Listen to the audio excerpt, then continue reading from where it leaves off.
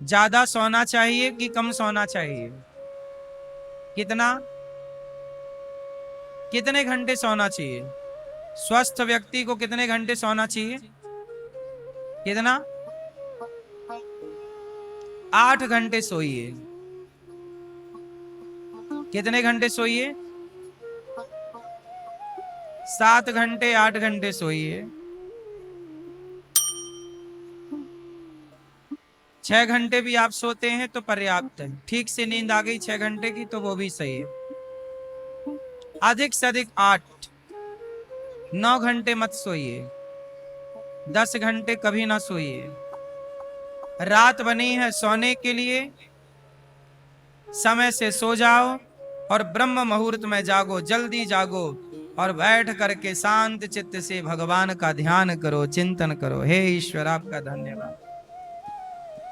हम लोग अपने लिए जागते हैं, अपने लिए काम करते हैं, हम लोग ध्यान नहीं करते। आंख बंद करो और परमात्मा का ध्यान करो। जितासनो जित श्वासो जित संगो जितेंद्रिय। प्राणायाम करना सीखिए। सवेरे गहरी गहरी सांसें लीजिए। प्राणायाम करेंगे तो आपकी प्राणवायु शुद्ध रहेगी। भस्त्रिका प्राणायाम किया करिए। प्राणायाम जरूर करते हैं कि नहीं आप लोग? प्राणायाम आप लोग अभी प्राणायाम नहीं करते, फिर बीमार पड़ जाओगे तो डॉक्टर प्राणायाम ही बताएंगे बाद में। क्यों? डॉक्टर क्या बताते हैं भाई? प्राणायाम करो, थोड़ा योग करो, ये वाली आसन करो, ये वाली। आप पहले ही से करेंगे तो आप बीमार ही नहीं पड़ते। योग हमारे जीवन में कैसा हो? जैसे भोजन रोज खाते हो, पानी रोज पीते हो, पानी जरूरी है, भोजन जरूरी है, ऐसे 15-20 मिनट, कम से कम आधा घंटा रोज योग जरूरी है। शरीर को स्वस्थ रखना है तो आप लंबा चलना चाहते हैं बिना बीमारियों के, तो योग को ऐड कीजिए। सवेरे जागिए, पानी पीजिए, फ्रेश होइए, नहाइए और इसके बाद आधा घंटा योग करिए। सूर्य नमस्कार की 12 आसन करिए, भुजंगासन करिए और योग प्राणायाम गहरी भस्त्रिका। ऐसे भस्त्रिका प्राणायाम जानते हैं? नहीं? गहरी सांस लेना, लेना फिर तेजी से छोड़ना। इससे क्या होगा? पूरी बॉडी को ऑक्सीजन प्रॉपर मिल जाएगी। योग ना करने से शरीर में जहां ऑक्सीजन चाहिए वहां ऑक्सीजन नहीं मिलती। योग ना करने से फिर ब्लॉकेज हो जाते हैं, फिर ऑपरेशन कराओ, फिर छल्ले डलवाते फिरो, बाईपास करवाते फिरो, काटा पीटी कराओ शरीर को। तो शरीर को काटा पीटी करने से बढ़िया है योग कर लो। मैया, ए भैया खड़े काहे हो? बैठ जाओ। मेरी माँ, बैठ जाओ, चुप रहो, शोर ना करो, शांत रहो। भैया, ओ छोटू मोबाइल वाले, बैठ जा बेटा, कथा सुन लो बेटा। आजकल मोबाइल से हम बड़े परेशान हैं। कहीं आओ जाओ कुछ बस चालू है मोबाइल, चालू है मोबाइल। सुन लो, तुम्हारे मतलब की चीज सुनने से आएगी। जहां मोबाइल चलाना है वहां जरूर चलाओ, पर जहां कथा में आए हो वहां केवल कथा सुनो। इससे आपका भला होगा।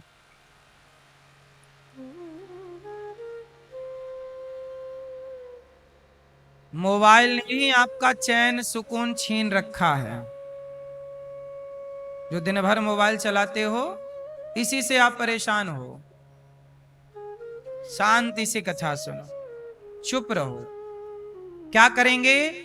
योग करेंगे। क्या करेंगे? क्या करेंगे? कितना टाइम देंगे योग में? कम से कम 15 मिनट तो दो, आधा घंटा दो, 1 घंटा दो तो बेहतर है। कम से कम आप 15 मिनट तो दो। आधा घंटा देंगे तो अपने ऊपर उपकार करेंगे। क्यों जी? सही है, प्राणायाम किया करो। 2-4 प्राणायाम है, कपालभाति है, भस्त्रिका है, अनुलोम विलोम है, ये 3 तो कर ही लो, 5-5 मिनट का, 3-3 मिनट भी कर लो।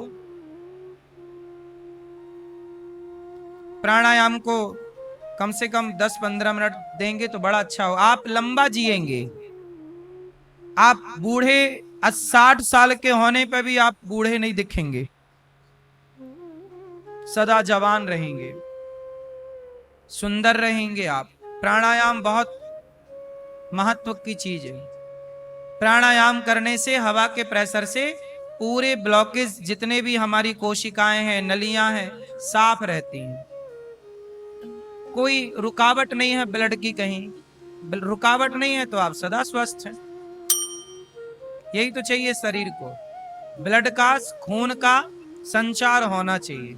खून का संचार रुकेगा तो बीमारी पैदा होगी। तो रुकेगा कब? जब वहां कोई अड़चन आएगी। और प्रेशर से हवा छोड़ेंगे बाहर भीतर, हवा के प्रेशर से आपकी वॉशरूम भी चोक हो जाती है, फिर क्या करते हैं, हवा का प्रेशर मारते हैं, कर साफ हो जाती है। ऐसे ही है प्राणायाम, पूरे शरीर को निरोगी बनाता है। जितासनो जित श्वासो जित संगो जितेंद्रिया। और हाय हाय, आप परेशान किसके लिए हैं? पैसा पैसा पैसा। सुखदेव जी कहते हैं, सत्याम क्षितौ किम कसिपो प्रयासैर बाहौ सिद्धे युपवर्हणै किम सत्यंजलौ किम पुरुधान्य पात्र्या दिग्वल्कलादौ सति किम दुकूलैः। ज्यादा से ज्यादा सबसे बड़ा धन आप लोग किसे मानते हैं? क्यों दादाजी, धन क्या है? सबसे बड़ा धन क्या है? हाँ, स्वस्थ रहना। इसके अतिरिक्त सबसे बड़ी पूंजी, सबसे बड़ा धन क्या है? निरोगी काया सबसे बड़ा धन है, नो डाउट, ये बात बिल्कुल सही है। निरोगी काया सबसे बड़ा धन है। आप बताओ भैया, सबसे बड़ा धन क्या है?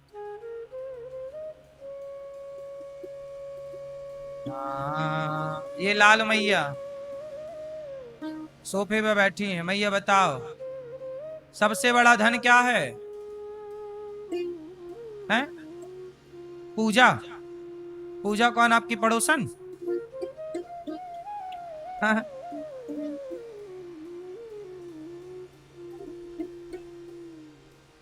भैया, सबसे बड़ा धन क्या है?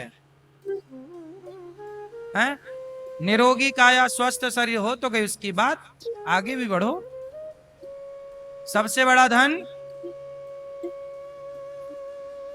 सबसे बड़ा धन, सबसे बड़ा धन,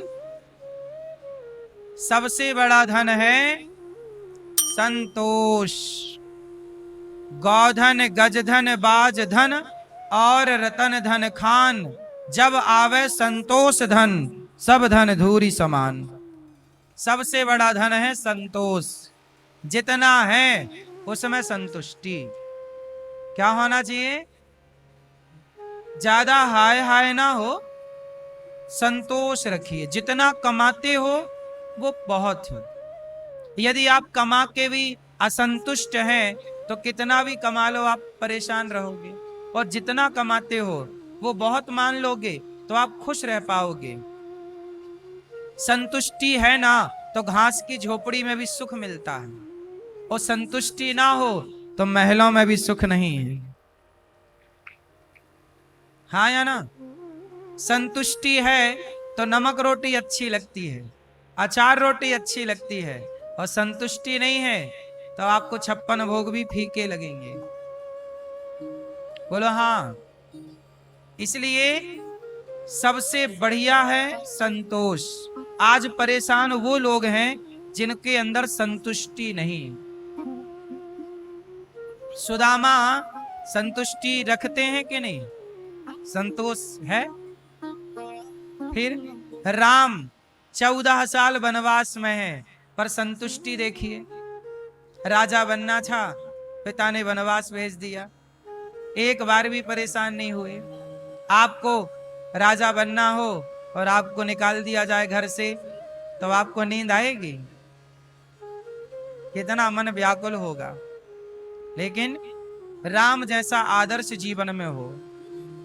संतोष, राम बहुत संतुष्ट हैं। राम किससे संतुष्ट हैं? अपनी सौतेली माता से संतुष्ट हैं। राम को सौतेली माता से भी शिकायत नहीं है कि तुमने हमें वनवास क्यों भेज दिया। राम को अपने पिता से भी कोई शिकायत नहीं है कि आपने हमें वनवास क्यों दे दिया। संतुष्टि देखिए, वो पिता से संतुष्ट हैं, वो मां से संतुष्ट हैं। और आपका भाई आपका सारा धन हड़प ले तो आप उससे संतुष्ट रहोगे ना। लेकिन राम भैया भरत पर संतुष्ट हैं। देखिए, संतोष, भाई पर संतोष, पिता पर संतोष, मां पर संतोष और पत्नी पर संतोष। संतुष्ट, संतोष सबसे बड़ा धन है। यदि आप अपनी पत्नी में संतुष्ट हैं तो आप बहुत सुखी हैं। आप परेशान तब होते हैं जब अपनी पत्नी को छोड़ के ताक झांक करने लग जाते हैं। राम इतने संतुष्ट हैं कि पत्नी वनवास चली गई जब माता जानकी, तो राम जी ने यज्ञ किया। उस यज्ञ में शर्त थी कि जब तक आपकी पत्नी ना होगी आप यज्ञ नहीं कर सकते। वो जिस यज्ञ में घोड़ा छोड़ा गया और लवकुश ने घोड़ा पकड़ लिया था, कथा आपको पता है। वो यज्ञ करने के अधिकारी राम तब तक नहीं थे। उस यज्ञ का नियम है कि वो यज्ञ तब किया जाएगा जब पत्नी साथ हो। अब राम की पत्नी साथ थी नहीं क्योंकि वो वनवास में थी। तो राम को बोला गया कि आप दूसरा विवाह कर लो। राम को क्या बोला गया कि आप दूसरा, क्योंकि आपकी पत्नी तो वनवास, या पत्नी लाओ तो ला नहीं सकते थे क्योंकि प्रजा स्वीकार नहीं कर रही थी। सीता मां को वनवास राम ने भेजा था कि प्रजा ने? बोलो। प्रजा ने आरोप लगाया था, राम ने तो आरोप नहीं लगाया। तो सीता मां वनवास थी, राम को यज्ञ करना था। तब क्या हुआ? कहा कि आप दूसरा विवाह कर लो। राम बोले नहीं, मेरी पत्नी मेरे पास हो या मेरे से दूर हो, रहेगी वही। मैं अपनी पत्नी से संतुष्ट हूं, मुझे दूसरी स्त्री, ये संतुष्टि। राम अपनी पत्नी में संतुष्ट हैं, राम अपने पिता में संतुष्ट हैं, राम अपनी मां में संतुष्ट हैं, राम अपने भाई में संतुष्ट हैं। जो सबसे संतुष्ट है, जिसे कोई शिकायत ही नहीं है, उससे सुखी इस धरती पे कोई हो सकता है? दुखी वो हैं जिन्हें सबसे शिकायत है। और यदि आपको सबसे शिकायत है तो सब गलत नहीं है, आप ही गलत है। क्यों, बात सही है कि गलत है? आपको सबसे शिकायत है मतलब कहीं ना कहीं आप गलत हैं। इसलिए जितना है, जो है, जैसी पत्नी है, जैसा पति है, जैसा परिवार है, अब जैसा है इसी में रहना सीख लेना चाहिए। क्या करो, अब जैसा है।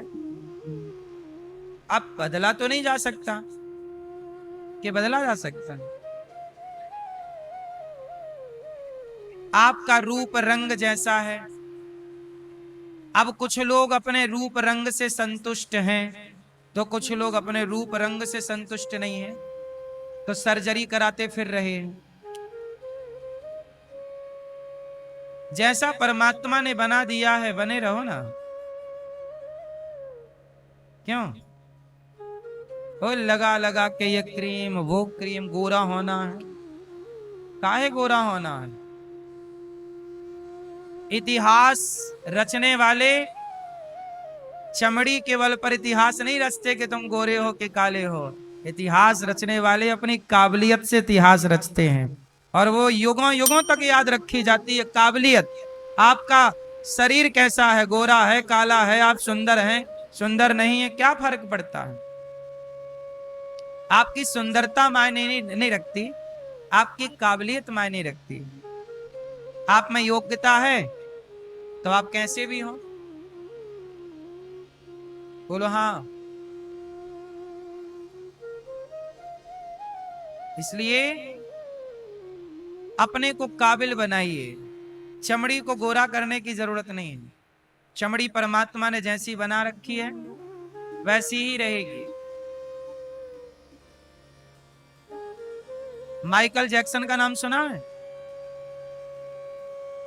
माइकल जैक्सन पहले काला था, सांवला, फिर उसे गोरा होने का शौक था, उसने पूरी सर्जरी कराई। वो अपनी होठों को लाल रखने के लिए, मैंने सुना है कि वो इंजेक्शन लगवाता था होठों पे कि वो लाल रहे। उसके पास डॉक्टर की टीम थी कि उसे कोई जरा भी बीमारी ना आ जाए। उसका सपना था कि मैं 100-200 साल तक जीऊं। वो बहुत डॉक्टरों की टीम लेके चलता। वो पानी भी पीता था तो सबसे महंगा वाला, भोजन भी करता था तो धरती का सबसे टॉप हेल्दी भोजन। लेकिन साहब लगभग 50 साल के पहले ही वो चला गया। इतना केयर करने पर भी, इतना करने पर भी वो गांव के मजदूर नमक रोटी खा के 80-80 साल तक जीवित रहते हैं। गांव का व्यक्ति रोटी नमक खा के भी 80 साल चलता है, और ये टॉप का खा के 50 पार ना कर पाए। आपको क्या लगता है आपके हिसाब से आप चलोगे?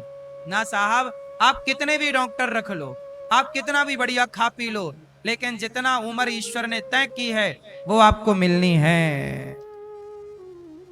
इसलिए जैसे हो वैसे संतुष्ट रहो, ईश्वर का वैसे ही धन्यवाद दो, और मन लगा के काम करो।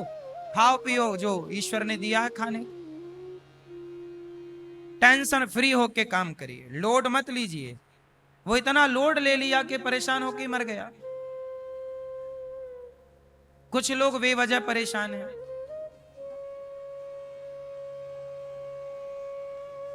एक लड़का था क्या है, मेरे परिचित का एक लड़का, उसकी हाइट जरा कम थी, हाइट कम थी। उसने बोला, गुरुजी, महाराज जी, मैं अपनी हाइट बढ़वाना चाहता हूं। मैंने कहा योग किया कर भाई, बढ़ जाएगी। और बहुत इंटेलिजेंट, पढ़ा लिखा। मैंने कहा भाई तुम योग करो, बढ़ जाएगी। हाइट का क्या है यार, कोई छोटा है कद में, कोई लंबा, इससे क्या है, तुम काम करो, काबिलियत होगी तो हाइट वाइट मायने नहीं रखती। बोला नहीं, मुझे तो हाइट चाहिए। उसने डॉक्टरों से परामर्श किया, तो डॉक्टर भाई, सबको अपना फायदा चाहिए। कुछ डॉक्टर तो निस्वार्थ होते हैं, जो सही सलाह देते हैं, अच्छे डॉक्टर भी हैं इस धरती पे, पर कुछ लोग स्वार्थी भी हैं। तो स्वार्थी डॉक्टर मिल गया, बोला मैं ऑपरेशन कर दूंगा, तुम्हारे पांव को काट के और बड़ा कर दूंगा। पहले किसी ने कराया होगा, ये सर्जरी होती है एक तरह की। अब लो भैया, डॉक्टर ने बताया कि 2.5 लाख का खर्चा आएगा। अब वो आदमी कमाता कितना था, 15,000 रुपए, और उसको 2.5 लाख की व्यवस्था चाहिए। जैसे तैसे करके उसने मांगा, यहां से वहां से मांग जोड़ जाड़ के 2.5 लाख किया। चला गया डॉक्टर के। हम लाख बार समझाए और लाख बार समझाए और 50 लोग समझाए, भाई गलत है, तू सही है, बहुत अच्छा गठीला था, ताकत फुर्ती। अब सोचिए कि आप अपने दोनों पांव कटवा लें, इसे आप समझदार कहोगे कि मूर्ख? उसने एक ना सुनी। कहते ना, विनाश काले, विनाश का जब टाइम आता है ना तो लाख समझाओ, खोपड़ी में नहीं चढ़ता। समझाने वाला ही गलत लगने लगता है। अब हम लोग समझाएं तो वो हम लोगों को गलत कहने लग जाए, अरे आप ये बात मत करिए। ठीक है भैया, उसने 2.5 लाख रुपए लिए, यहां वहां से दोस्तों से मांगा, और कुछ काम भी किया, उसने इकट्ठा किया, गया डॉक्टर के पास, और डॉक्टर ने फिर पांव भर्ती कर लिया और काट दिए दोनों पांव। और काटने के बाद उसका एक प्रोसेस होता है, सर्जरी होती है, डॉक्टरों की भाषा है, बहुत बड़े बड़े छल्ले लगाते हैं, काट के थोड़ा सा दूर कर देते हैं, हल्का सा, एक एक इतना सा, तो हड्डी फिर वो बढ़ने लगती है। हड्डी अपने से बढ़ती है ना, तो एक प्रोसेस होगा डॉक्टरों का। पर जब इसके पांव कटे तो इसे हुआ दर्द, और इतना भाई पांव 2 टुकड़े हो जाए किसी के, सोचिए, आप कल्पना करिए, इतना दर्द हुआ कि इसने, अच्छा डॉक्टर बोला कि आपको पांव ऐसे ऐसे करके जोड़ना पड़ेगा, फिर काटना पड़ेगा, फिर जोड़ना पड़ेगा। अरे कुछ रहता होगा डॉक्टरों की भाषा में, मुझे पता नहीं है पूरा प्रोसेस, पर उसने पांव कटवा लिए और जब हुआ दर्द तो बोला डॉक्टर साहब आप जोड़ दो, वैसे ही जोड़ दो। फिर डॉक्टर ने वैसे ही जोड़ दिया और जैसे थे, फिर जितनी हाइट थी उतनी ही है, 1 इंच नहीं बढ़ी। वो कटवा के वापस आ गए। पहले मजबूत थे, अब कमजोर हो गए। ये जिद है। क्या है ये? जिद है। इसलिए कहता हूं, परमात्मा ने जो रूप रंग हाइट कद दिया है, जैसा बनाया है, उसकी बनावट को प्रणाम करो। हे ईश्वर आपका धन्यवाद, तू जैसा, हम वैसे ही संतुष्ट हैं। व्यर्थ में परेशान होने की जरूरत, कोरा गोरा काला कोई मायने नहीं रखता साहब, चमड़ी का खेल ज्यादा दिन नहीं टिकता। क्यों? जो लोग लड़की सुंदर लाते हैं, चमड़ी देख के कि सुंदर है, तो सुंदर से प्यार करेंगे, तो जब तक वो सुंदर रहेगी तो प्यार रहेगा, और कल को वो सुंदरता जाएगी, क्योंकि जवानी के बाद बुढ़ापा जैसे ही प्रारंभ होता है, सदा सुंदरता तो नहीं रहती ना किसी की, तो सुंदरता जाएगी तो प्यार भी चला जाएगा, क्योंकि वो प्यार सुंदरता से था। इसलिए कहता हूं कि रिश्ते चमड़ी देखकर ना बनाया करो, रिश्ते भावनाओं से बनाया करो, भावों को देखकर। चमड़ी के रिश्ते, आजकल तलाक तलाक क्यों खेल रहे हैं लड़के लड़कियां ज्यादा? क्योंकि ये रिश्ते बने थे चमड़ी देखकर। चमड़ी देखकर बनाओगे तो साल 2 साल भी रिश्ता ना चल पाएगा, और भावनाओं से रिश्ता रहेंगे, भावों को देखकर बनेंगे तो रिश्ता सदा चलेंगे। भावों की कदर करिए, भावनाओं की कद्र करिए, भावनाओं को समझिए। भावनाएं मायने रखती हैं, चमड़ी मायने नहीं रखती। बोलो हाँ कि ना? मैया, ओ पंचायती मैया, कितना शोर कर रही हो मेरी माँ। ओ भैया, ओ छोटू, काहे हल्ला कर रहे हो?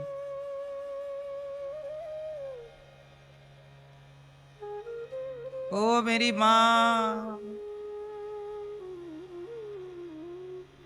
शांति से बैठ जाओ, चुपचाप बैठो, शांति से, शांत रहो। सुनो, तो क्या महत्व रखती है चमड़ी के भाव? बोलो क्या? रिश्ते भावनाओं के जुड़ने से होते हैं। किससे होते हैं? इसलिए पत्नी को पति की भावनाओं का सम्मान करना चाहिए, और पति को पत्नी की भावनाओं का सम्मान करना चाहिए। जैसा बनाया है विधाता ने, वैसा रहना चाहिए। सही है? इसलिए संतोष क्या रखना है जीवन में? क्या रखना है? जैसा परिवार मिला, जैसा व्यापार मिला, जैसा शरीर मिला, जैसी कमाई मिली, जैसे लोग मिले, वैसे में संतुष्ट रहो। शिकायत किससे करोगे? सुन कौन रहा है यहां? करो शिकायत। आपका पति आपको गलत मिल गया, करो शिकायत। कौन सुनेगा? तुम्हारी पत्नी गलत मिल गई तुम्हें, करो शिकायत। किससे करोगे? इसलिए शिकायत करके क्या पाओगे? जो है निभाओ। सुखदेव भगवान ने कहा, जैसे लक्ष्मी चाहिए वो माया की उपासना करे, अग्नि चाहिए, तेज चाहिए, अग्नि की उपासना करे, अन्न चाहिए तो अदिति की उपासना करे, और जैसे स्वर्ग की कामना हो वो अदिति के पुत्रों की, देवताओं की उपासना करे। पर अकामः सर्व कामो वा मोक्ष कामा उदारधि तीव्रेण भक्ति योगेन यजेत पुरुषम परम। जो बुद्धिमान पुरुष हैं वो चाहे सकाम हो या निष्काम, जो निष्काम हो समस्त कामनाओं से युक्त, जो व्यक्ति केवल भगवान को चाहते हैं उन्हें सब कुछ मिल जाता है, उन्हें कुछ एक एक चीज की जरूरत नहीं। भगवान की आराधना करो, सब कुछ मिलेगा। सुखदेव भगवान ने राजा परीक्षित जी से कहा, भगवान की स्तुति करते करते हुए भगवान नारायण की नाभि से कमल हुआ, कमल में ब्रह्मा जी हुए, और ब्रह्मा जी ने ये पूरी सृष्टि तैयार की। ब्रह्मा जी के शरीर से मनु और शत्रुपा का प्राकट्य हुआ। विदुर जी महाराज मैत्रेय जी के पास गए, भगवान विदुर जी के घर गए, छिलकों का भोग लगाए। फिर विदुर जी मैत्रेय जी के पास गए और विदुर जी को मैत्रेय जी ने सृष्टि का क्रम बताया। मनु जी महाराज शरीर ब्रह्मा जी से मनु और शत्रुपा प्रकट हुए। मनु शत्रुपा की 5 संतानें हुई, आकुति, देवहूति और प्रसूति। कितनी संतानें हुई मेरी मां? 5। आकुति, देवहूति और प्रसूति। आकुति का विवाह रुचि प्रजापति से हुआ। आकुति का विवाह किनसे हुआ? आकुति का विवाह रुचि प्रजापति से, जिनके यहाँ यज्ञ भगवान हुए। देवहूति का विवाह करदम जी से हुआ। माता देवहूति करदम जी को जब विवाही गई तो करदम जी की 9 बेटियां हुई। 9 बेटियों का विवाह करदम जी ने किया और करदम जी के यहाँ फिर भगवान कपिल अवतार लेकर के प्रकट हुए। बोलिए कपिल देव भगवान की जय। कपिल देव भगवान प्रकट हुए और इन्होंने अपनी माता को सांख्य शास्त्र का उपदेश किया। ये सांख्य शास्त्र क्या है?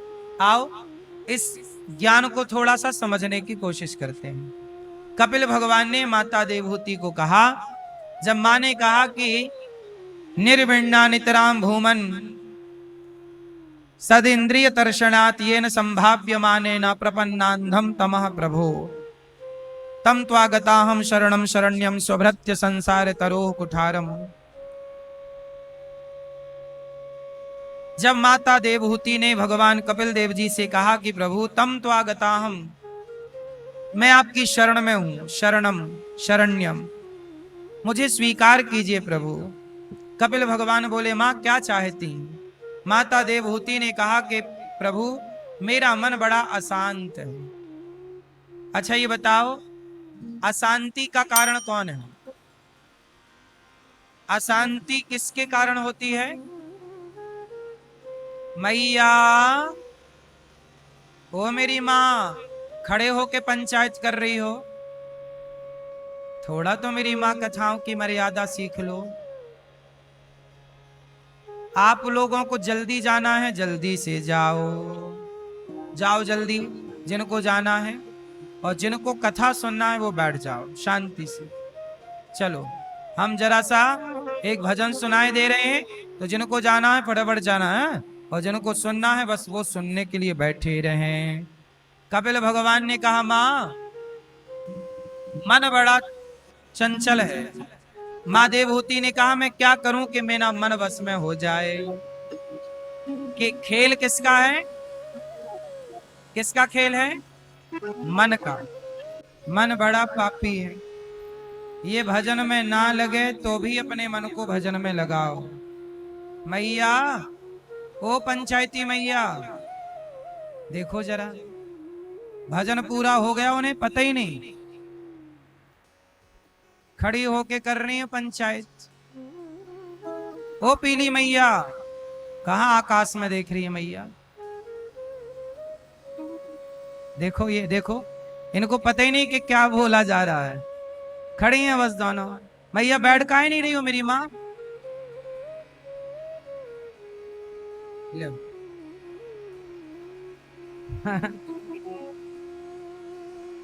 हाँ। ए भैया, काहे नहीं बैठ रहे हो?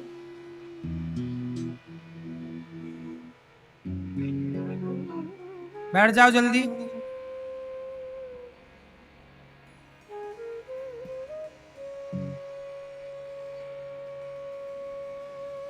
ओ पापी मन। मन कैसा है? बड़ा पापी। अब क्या करें कि मन कंट्रोल हो? माँ देवहूति ने यही कहा कि मेरा मन क्या करूं कि वश में हो जाए, कंट्रोल। तब कपिल देव जी ने कहा, तितिक्षवाः मतलब सहनशील। कपिल भगवान कहते हैं माँ सहनशील बनो, हृदय में करुणा रखो। यदि आपके अंदर सहनशीलता नहीं है तो जिन संतों के अंदर सहनशीलता है उनकी संगति करो तो आपकी भी सहनशीलता बढ़ेगी। आप में दया करुणा नहीं है तो जिन में है उनकी संगति करो तो आपकी बढ़ेगी।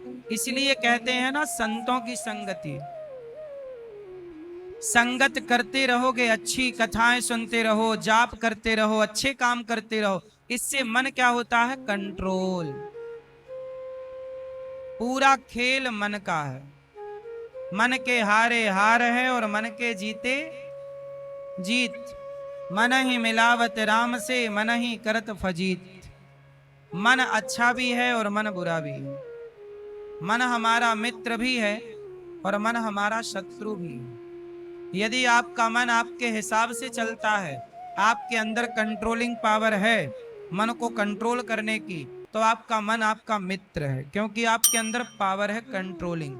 और यदि आप कंट्रोल नहीं कर पाते तो आपका मन आपका शत्रु है। आपका मन आपका क्या है? शत्रु। इसलिए मन अच्छा, मन खाली दिमाग अच्छा, खाली मन अच्छा है कि बिजी मन अच्छा है? कौन सा मन बढ़िया होता है? जो खाली मन है, कोई काम ना मन के पास, और जो मन पैक है, काम काम काम काम। कौन सा मन बेहतर है? बोलो, कौन सा? कौन सा? खाली मन शैतान का। यदि मन खाली है, कोई काम नहीं, तो वो आपको शैतान बना देगा। सारी खुरापात शैतानी बातें उन्हीं के दिमाग में हैं जिनका मन दिमाग खाली। इसलिए भरो। अब भरते समय गलत चीज ना भर जाए। भाई भरो का मतलब ये थोड़ी कि कबाड़ भरो। आप लोग अपनी तिजोरी में थोड़ा सा पत्थर, थोड़ा सा धूल, मिट्टी ये भरते हैं कि सोना चांदी पैसा भरते हैं? क्या रखते हो? आपका जो बटुआ है, पॉकेट है, उसमें क्या भरते हो? पत्थर। तो बटुए में भरना है, इसका मतलब ये नहीं कि माटी कूड़ा भर लो। आपका दिमाग तिजोरी है, आपका मन तिजोरी है, और इस मन की तिजोरी में अच्छे विचार भरने चाहिए, अच्छी आदतें भरनी चाहिए। एक भी गलत आदत भर गई, एक भी गलत थॉट आ गया तो वो विनाश कर सकता है। कीमती चीजें भरिए। आप लोग अपने बटुए में 10 का नोट भी कम रखते हो। यदि आप जा रहे हैं कहीं दूर तो आप 10 के नोट कम रखोगे, 500 के रखोगे, 100 के रखोगे। बोलो हाँ। 2000 के चलते थे तो 2000 के जमा के रखते थे। बोलो हाँ। अब आप अपने पैकेट में कोई 10-10 की गड्डी थोड़ी बटुए में डाल लेता है। पुरुष लोग जो पर्स जेब में रखते हैं, यदि 10 की गड्डी डाल ली तो वो एक गड्डी में ही समाएगा नहीं जेब में। बोलो हाँ। और होंगे 1000 रुपया। बोलो हाँ। इसलिए आप अपने बटुए में बड़े नोट रखते हैं, 500 के ज्यादा। बोलो हाँ कि ना? आप अपने बटुए में, चूंकि बटुआ है छोटा और यात्रा है ज्यादा, पैसे लगने हैं ज्यादा, तो आप छोटे नोट कम भरेंगे, बड़े नोट ज्यादा भरेंगे। ऐसे ही है कि बटुआ छोटा है, छोटे नोट से भर जाएगा तो सस्ता रह जाएगा। ऐसे ही अपने दिमाग के बटुए को सस्ती चीजों से ना भरिए, महंगे अच्छे अच्छे विचारों से भरी है। अच्छी चीज भर जाएगी तो विवेकानंद हो जाओगे, और गलत चीज भर गई तो गलत हो जाओगे। राम के अंदर अच्छी चीजें भर गई तो राम हो गए, रावण के अंदर गलत चीजें भर गई, रावण हो गया। खेल विचारों का है, खेल मन का है। मन कहाँ लगता है? आज के लोग क्या कहते हैं, गुरुजी हमारा मन ही नहीं लगता, ना काम में मन लगता, ना खेत में मन लगता, ना दुकान में मन लगता। आप का मन आपको नुकसान पहुंचाना चाहता। मन लगता नहीं है, मन को लगाना पड़ता है। अच्छा ये बताओ, मन हमारा गुलाम है कि हम मन के गुलाम हैं? आप मन के गुलाम हैं कि मन आपका गुलाम है? मैया मैया, ओ पीली मैया, बताओ, मन आपका गुलाम है कि आप मन की गुलाम हो? आप गुलाम हो मन की? अच्छा, आप बताओ, मन आपका गुलाम है कि आप मन के गुलाम हैं? आप मन के गुलाम हैं, मन आपका गुलाम है। आप बताओ भैया, आप मन के गुलाम हैं कि मन आपका गुलाम है? आप बताइए। हैं? पीछे वाले चश्मा वाले दादाजी, आप मन के गुलाम हैं? हैं? आप मन के गुलाम हैं कि मन आपका गुलाम है? सही तो ये है कि मन हमारा गुलाम है। सही ये है कि मन हमारा कौन है? मन हमारा गुलाम है। पर मन आजकल इतना अधिक हावी हो गया कि उस मन ने आपको गुलाम बना लिया। जैसे अंग्रेजों ने आपको गुलाम बना लिया, अंग्रेज आप पर हावी हो गए। मुगलों ने आपको गुलाम बना लिया, मुगल आप पर हावी हो गए। इसी तरह ये मन इतना हावी हो गया कि इस मन ने आपको गुलाम बना लिया। लेकिन मूर्ख हैं वो लोग जो मन के गुलाम बन जाते हैं। ज्ञानी है वो जो मन को अपना गुलाम बना के रखते हैं। संत है वो जो मन को गुलाम है। मन, जहां मैं चाहूंगा तुझे वहां जाना पड़ेगा। लेकिन आपके साथ क्या है कि जहां मन चाहता है वहां आपको ले जाता है। मन कर रहा चलो क्लब में चलते हैं, गए क्लबों में। क्लब में कौन जा रहा है? क्लब में कोई लड़की कोई लड़का नहीं जाता, पहले उसका मन जाता है। बोलो हाँ। मन के जब मन गया तो फिर आपको रोक ना पाए, मतलब आप मन के क्या हो गए? गुलाम। मन के पीछे पीछे भाग रहे हो। बताओ क्लब में पहले कौन गया? शरीर गया कि मन गया?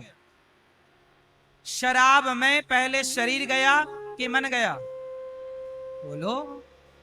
घर में बैठा व्यक्ति पहले सोचता है शराब की दुकान कहाँ है, मन गया आज मिल जाती तो पीते। तो पहले मन गया, फिर उसने पैसे निकाले, फिर वो दुकान गया, बाद में दुकान गया। पहले कौन गया?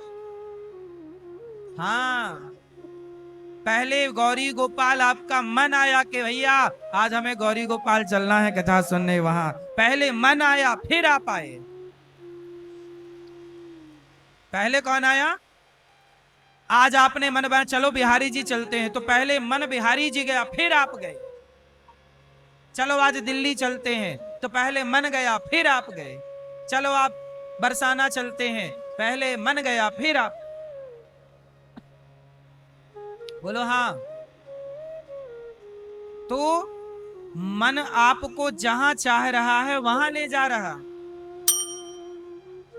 मन कह रहा है चलो शराब पी लो, आप पीने लग गए। मन कहता चलो बीड़ी पी लो, आप पीने लग गए। मन कहता चलो जरा गुटखा तंबाकू खा लो, खाने। अरे यार तुम मन के गुलाम क्यों बन रहे हो? मन तुम्हें गुटखा खिला रहा है, मन तुम्हें शराब पिला रहा है, मन तुम्हें पराई औरत के घर ले जा रहा है, पराई पुरुष के घर ले जा रहा है। क्या है ये मन? इस मन को 4 थप्पड़ मारो और मन को अपने कंट्रोल में कर रहे। मन, तू जहां चाहेगा वहां नहीं जाऊंगा, मैं जहां चाहूंगा मैं विवेक से चलूंगा, मन से नहीं चलूंगा। एक व्यक्ति है जो मन से चलता है, किससे चलता है? एक और है जो मन से नहीं चलता, बुद्धि से चलता है। मन होता है और बुद्धि होती है। मन के ऊपर कौन काम करता है? बोलो, बुद्धि। इसलिए लोग कहते हैं बुद्धिमान बनो। अच्छी बुद्धि होगी तो आप वृंदावन आओगे, गलत बुद्धि होगी तो क्लबों में जाके नाचोगे। अच्छी बुद्धि होगी तो सत्संग करोगे, गलत बुद्धि होगी कुसंग करोगे। अच्छी बुद्धि होगी तो अनार का, गन्ने का रस पियोगे, दही और लस्सी पियोगे। गलत बुद्धि होगी तो शराब पियोगे, चरस पियोगे, अफीम पियोगे, गांजा पियोगे। अच्छी बुद्धि होगी तो अपनी पत्नी के साथ हंसोगे, मुस्कुराओगे, गाओगे, नाचोगे। और गलत बुद्धि हुई तो पड़ोसन के साथ हंसोगे, मुस्कुराओगे, नाचोगे, गाओगे। बोलो हाँ।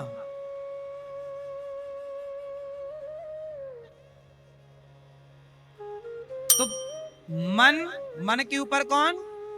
जोर से। इसलिए अच्छी बुद्धि और गलत बुद्धि, बुद्धि भी दो तरह की है। हाँ यार, लोग नहीं कह रहे इसकी तो बुद्धि खराब हो गई। लोग क्या कहते, इसकी तो बुद्धि खराब हो गई। विनाश काले विपरीत बुद्धि।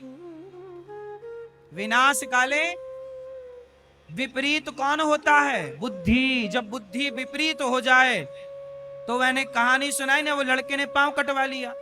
बुद्धि विपरीत हो गई तो दुशासन ने साड़ी उतार दी भरी सभा में द्रौपदी की, नाश हो गया। ये पहले बुद्धि ना भ्रष्ट हुई दुर्योधन की। अच्छा, दुर्योधन का नाश बाद में हुआ, दुर्योधन की बुद्धि का नाश पहले हो गया। जिसकी बुद्धि का नाश होगा उसका साम्राज्य का नाश जरूर होगा। इसलिए अपनी बुद्धि संभालो, क्योंकि खेल बुद्धि का है। बुद्धि गई तो सब गया। इसलिए अच्छी बुद्धि हो, मन अच्छा हो, अच्छे काम में लगे। ना लगे मन तो जाए चूल्हे में मन। मन ना लगे तो भी हम सही काम करेंगे। हमारा मन नहीं लग रहा है काम करने में, फिर भी हम काम करते हैं। तो कब तक नहीं लगेगा? एक दिन लगेगा। मन मन की थोड़ी चलेगी। एक दिन मन को, आज मेरा मन नहीं लग रहा है राम राम जप, नारायण श्रीमन नारायण श्री, मन नहीं लग रहा, ना लग, तू जा चूल्हे में, मैं तो राम राम जपूंगा, श्रीमन नारायण श्रीमन। तू जा जहां तेरे को जाना है। कब तक जाएगा पागल, कब तक भागेगा? एक दिन मेरे साथ मेरे मन को आना ही पड़ेगा। उसकी थोड़ी चलेगी। थोड़ा उस पर दबाव बनाओ। मन तो ऐसे आपको नचाता रहेगा और आप गुलाम बने नाचते रहना। थोड़ा मन पे शासन करो, कंट्रोल।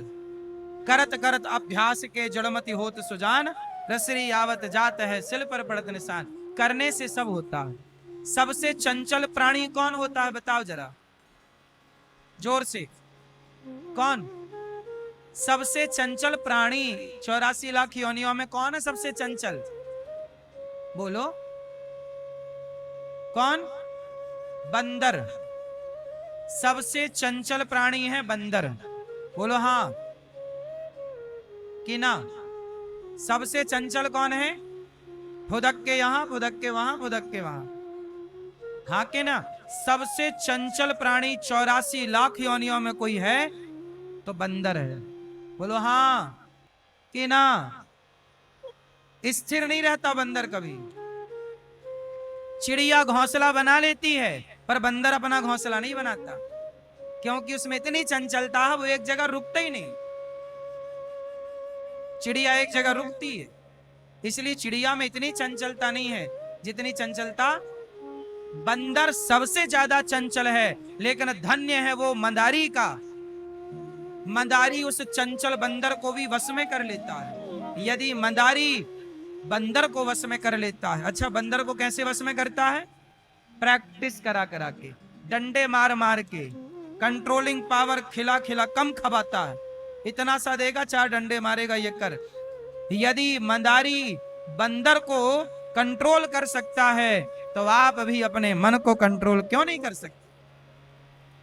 करने से बंदर की चंचलता को कंट्रोल किया जा सकता है, तो आपकी और हमारी चंचलता को मन कब तक भागेगा? ये मन मन की चलेगी क्या? बोलो हाँ। इस मन को भी 4 थप्पड़ मारो और कहो ए मन चल लग राम के भजन में, चल कथा में लग, चल कीर्तन में लग, चल प्रभात फेरी में लग, चल भगवान के चिंतन में लग। कब तक नहीं लगेगा? क्यों भाई, ये बात सही है? फिर मन के ऊपर कौन है? बुद्धि। बुद्धि को साधो, जैसी शुद्धि वैसी बुद्धि। बुद्धि अच्छी होगी सब बढ़िया चलेगा। और बुद्धि के ऊपर कौन होता है? मन। बोलो मन। अच्छा, मन के नीचे कौन है? इंद्रियां। 5 ज्ञान इंद्री, 5 कर्म इंद्री। इन इंद्रियों के ऊपर होता है मन। मन के ऊपर होती है बुद्धि। बुद्धि के ऊपर कौन होता है? आप बताओ, बुद्धि के ऊपर कौन? कौन कौन? आप बताओ बेटा, बुद्धि के ऊपर कौन होता है? हाँ, बुद्धि के ऊपर होता है विवेक। कौन होता है? इसलिए लोग कहते हैं विवेक से काम करो। बुद्धि सबके पास होती है, पर विवेक किसी किसी के पास होता है। सारे लोग विवेकशील नहीं है, सारे लोग विवेकी नहीं है। जो जीवन में अपने, अब जो शराब पी के पड़ा है गंदी नाली में, ये विवेकी है? बोलो। जो अनमोल शरीर को शराब में बिगाड़ रहा हो, वो विवेकी थोड़ी है। अरे आप 3 घंटा कथा सुनने बैठे हैं, अपना कल्याण चाहते हैं, आप विवेकी लोग हैं। जो कुसंग में लगे हैं वो काय के विवेकी? विवेक होता तो ये गलत काम तुम करते क्यों? विवेकी वो है जो अपना कल्याण कर रहा, समाज का कल्याण कर रहा। विवेकी, विवेकी जन है। जो स्वयं अपना स्वार्थ देखता है वो बुद्धिमान है, पर जो सबके बारे में अच्छा सोचे वो विवेकी पुरुष है। जो ये सोचे कि सर्वे भवन्तु सुखिनः, सब सुखी रहे, जो सबका कल्याण चाहे वो विवेकी। विवेक सबके पास नहीं है, कुछ लोगों के पास होता है। तो मन, बुद्धि और विवेक। अच्छा, विवेक के ऊपर क्या होता है? मन के ऊपर बुद्धि, बुद्धि के ऊपर विवेक, विवेक के ऊपर, विवेक के ऊपर क्या होता? पीले भैया बताएंगे क्या है विवेक के ऊपर। सोचिए, ये जो कुछ भी मैं बता रहा हूं ये आपके शरीर के बारे में बता रहा हूं, ये आपकी संरचना है।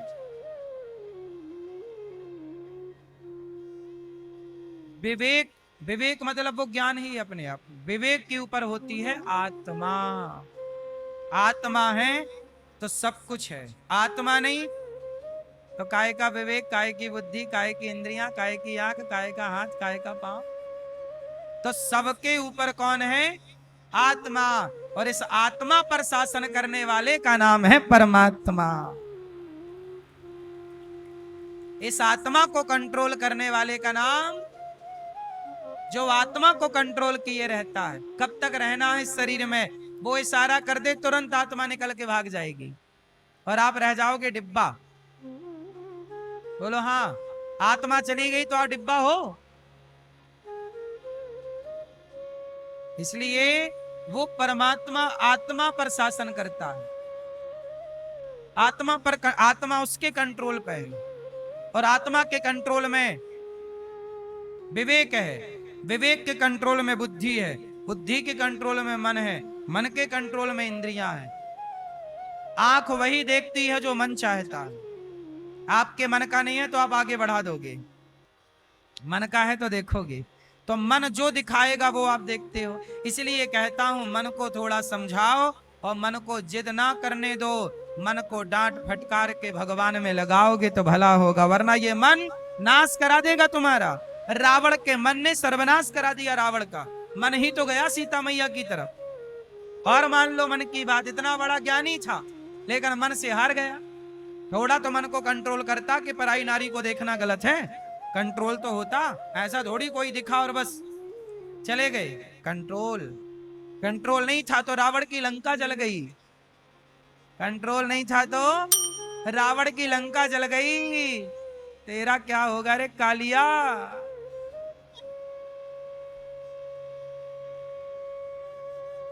थोड़ा कंट्रोल। आज के छोरा छोरियों को क्या करना है? थोड़ा कंट्रोल।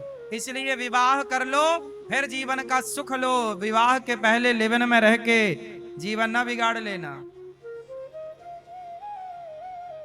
हाँ या ना? कंट्रोलिंग नहीं है, इसलिए तो जरूरत पड़ रही है इवन लिव-इन की, वरना क्या जरूरत थी?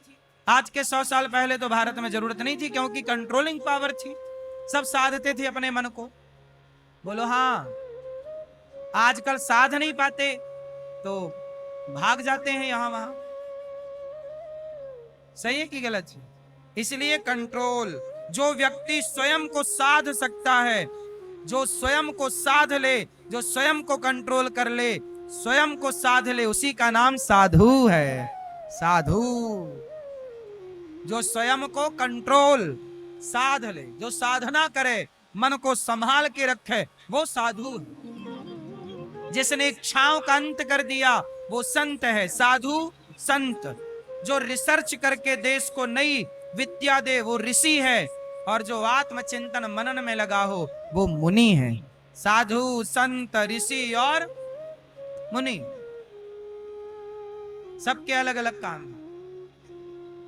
जो साध रहा है वो साधु, जो साध चुका, कंट्रोल कर चुका इच्छाओं को, इच्छाओं का अंत कर चुका, वो संत। संत का अर्थ क्या निकल रहा? अंत अंत अंत। क्या अंत? इच्छाओं का अंत कर दिया जिसने, वही संत है। इसलिए मेरी मां, आप भी संत बन सकते हैं, आप भी साधु बन सकते हैं। कोई एक व्यक्ति ही साधु संत बने ना, आप भी गृहस्थ संत बनिए, आप भी अच्छे आचरण करिए, आप भी गृहस्थ, स्त्री भी संत बने, पुरुष भी संत बने।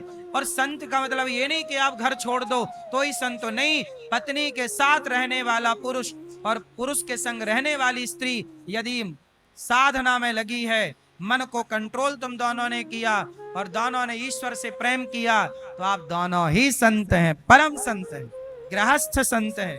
आपके दर्शन मात्र से जीव का कल्याण हो सकता है। ये गृहस्थों की महिमा है साहब, गृहस्थों की भी महिमा है या नहीं? बोलो हाँ। आकाश में ना बड़ा ट्रैफिक है, पता कौन सा? आकाश में बहुत ट्रैफिक है, बताओ काहे का? नहीं पता? सुनो,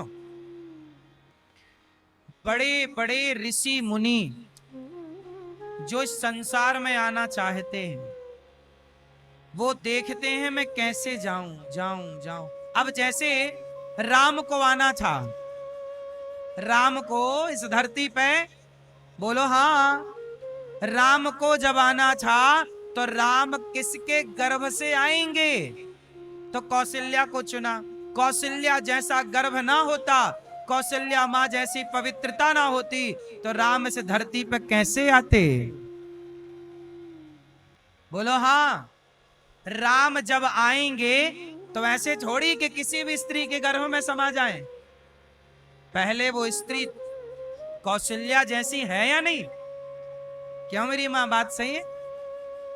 ऐसे आज भी बड़ी बड़ी आत्माएं इस धरती पे कलिकाल में पैदा होना चाहती हैं, क्योंकि सतयुग त्रेता द्वापर के ऋषि मुनि चाहते हैं कि कलयुग में जन्म मिले, क्योंकि कलयुग केवल नाम आधारा, भगवान के नाम के बल पर तर जाएं। पर कलयुग में अब कुछ स्त्रियां, कुछ पुरुष अब लिव-इन में रहोगे तो तुम्हारा गर्भ कैसे पवित्र रहेगा? आप जितने मर्यादा में स्त्री पुरुष रहेंगे, तुम्हारे गर्भ से उतनी पुण्यात्माओं का जन्म होगा, और तुम्हारा गर्भ जितना बिगड़ जाएगा उतने फिर गलत लोगों का जन्म हो जाएगा। हिरण्याक्ष हिरण्यकश्यपु का जन्म हुआ, तो हिरण्याक्ष हिरण्यकश्यपु का जन्म कैसे हुआ पता है? इनकी माता का मन बिगड़ गया। पढ़ लेना कथा पूरी। हिरण्याक्ष हिरण्यकश्यपु की जो माता है, इनकी माता ने शाम के टाइम अपने पति कश्यप जी से कहा कि हमें काम सता रहा, आप हमारी इच्छा पूरी करो। तो कश्यप जी बोले, महर्षि बोले कि ये शाम का समय है, शाम के वक्त भगवान का चिंतन करने का टाइम है। ये कोई भोग विलास करने का टाइम नहीं है, ये ईश्वर की आराधना का टाइम है। शाम हो रही है, ईश्वर का दिया बत्ती का टाइम है। भाई शाम को आदमी क्या करता है? दिया बत्ती करता है, मंदिर में घंटे बजते हैं, शंख बजता है, आरती पूजा का टाइम होता है ना मंदिरों में। शाम का टाइम काय का होता है भाई साहब? आराधना का होता है। अब उसी शाम के टाइम पत्नी बोली कि मैं काम से पीड़ित हूं। पति ने बोला कि नहीं, अभी समय ठीक नहीं चल रहा है, पर पत्नी नहीं मानी और पत्नी ने जिद की कि नहीं, मुझे तो अभी कामना पूरी करनी है। तो महर्षि उनके पति ने उनकी कामना कर दी पूरी, और जब कामना पूरी हुई तो वो हो गई गर्भवती। और जब गर्भवती हुई तो कश्यप जी ने कहा कि तेरे पेट से बच्चे तो होंगे, पर कोई पुण्यात्मा ना होगा। तूने गलत टाइम पर गलत काम किया है, इसलिए संसार का सबसे बड़ा पापी तेरे गर्भ से जन्म लेगा। इसलिए हिरण्याक्ष हिरण्यकश्यपु दोनों संसार पर अत्याचार करने वाले आ गए। अपने बेटे प्रहलाद को हिरण्यकश्यपु ने मारा, चिता पे उस पे होलिका जलाना चाहिए, आग में जलाना चाहा, क्या क्या अत्याचार आप सब जानते। तब भगवान प्रकट हुए। तो गलत समय पर स्त्री का संग करोगे तो गलत संतान होगी, और सही समय पर संग करोगे तो सही संतान होगी। आपका मन बिगड़ा, बुद्धि बिगड़ी, सब बिगड़ा तो गलत लोग आएंगे, भले लोग क्यों आएंगे? अच्छे साधु संत, अच्छी आत्माएं अच्छा पवित्र गर्भ ढूंढती रहती है कि किस स्त्री का गर्भ पवित्र, कौन सी विचार अच्छी स्त्री मिल जाए तो हम उसके गर्भ में स्थापित हो जाएं। क्योंकि इस धरती पे आना है तो माँ के गर्भ से होकर ही आना पड़ता है, चाहे साधु हो, संत हो या कोई हो। तो भगवान हो या कोई संत ऋषि हो, भगवान तो वैसे प्रकट होते हैं, पर लीला के लिए वो ये खेल रचते हैं।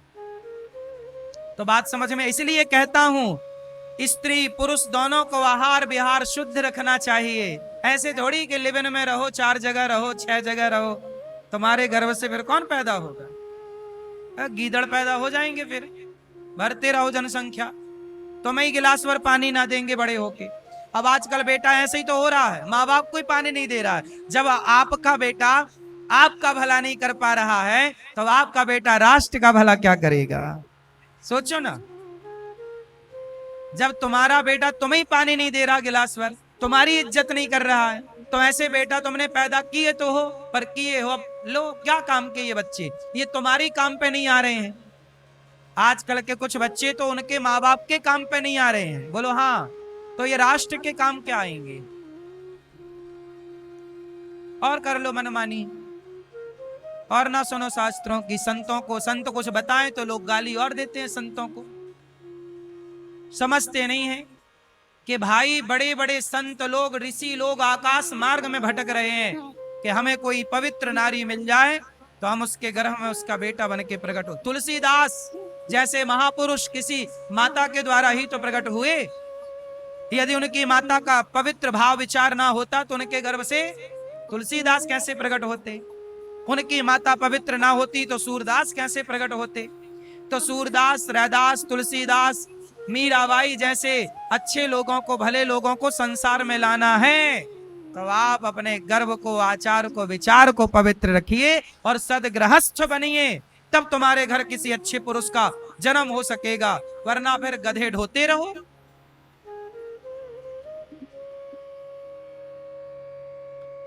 जननी जने तो भक्त जने, जननी जने तो भक्त जने, या दाता या सूर, या से तो बंध्या भली काहे गवावे नूर। स्वामी विवेकानंद जी की माता, रामकृष्ण परमहंस जी की माता।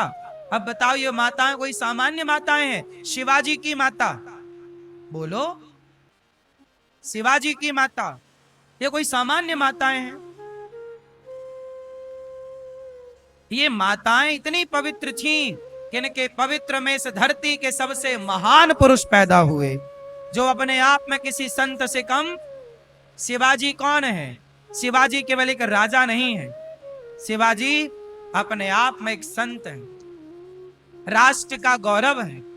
राष्ट्र के लिए जो किया इतिहास अमर रहेगा। जब तक इतिहास है, धरती है, शिवाजी है। और ये पूरा श्रेय उनकी मां को जाता है, जीजाबाई को। बोलो हाँ। इसलिए मां जितनी सुंदर होगी, सुंदर मतलब पवित्र विचारों वाली, मां का आचार विचार जितना सुंदर होगा, उतने अच्छे आत्माएं आपके गर्भ से आपकी बेटी के रूप में, आपके बेटे के रूप में से राष्ट्र का हित करने के लिए प्रकट होने को तैयार हैं। पर पवित्रता बची कहां? इसलिए वो आकाश की आकाश में। भाई फ्लाइट आकाश में रहती है, सिग्नल मिलेगा तब ना नीचे उतरेगी। अब मिल ही नहीं रहा सिग्नल तो कहां नीचे लैंड कर जाए? बोलो हाँ। यदि सिग्नल नहीं मिला तो फ्लाइट उतरती है। इस वाले एयरपोर्ट पे सिग्नल नहीं मिल रहा है तो वो चली जाती है दूसरे एयरपोर्ट पे। बोलो हाँ। पास में जो एयरपोर्ट होगा वहां जाके लैंड कर जाएगी। सिग्नल चाहिए ना उसे। यदि सिग्नल नहीं दिया जाए तो फ्लाइट उतर ही नहीं सकती, वो क्रैश होगी होगी होगी।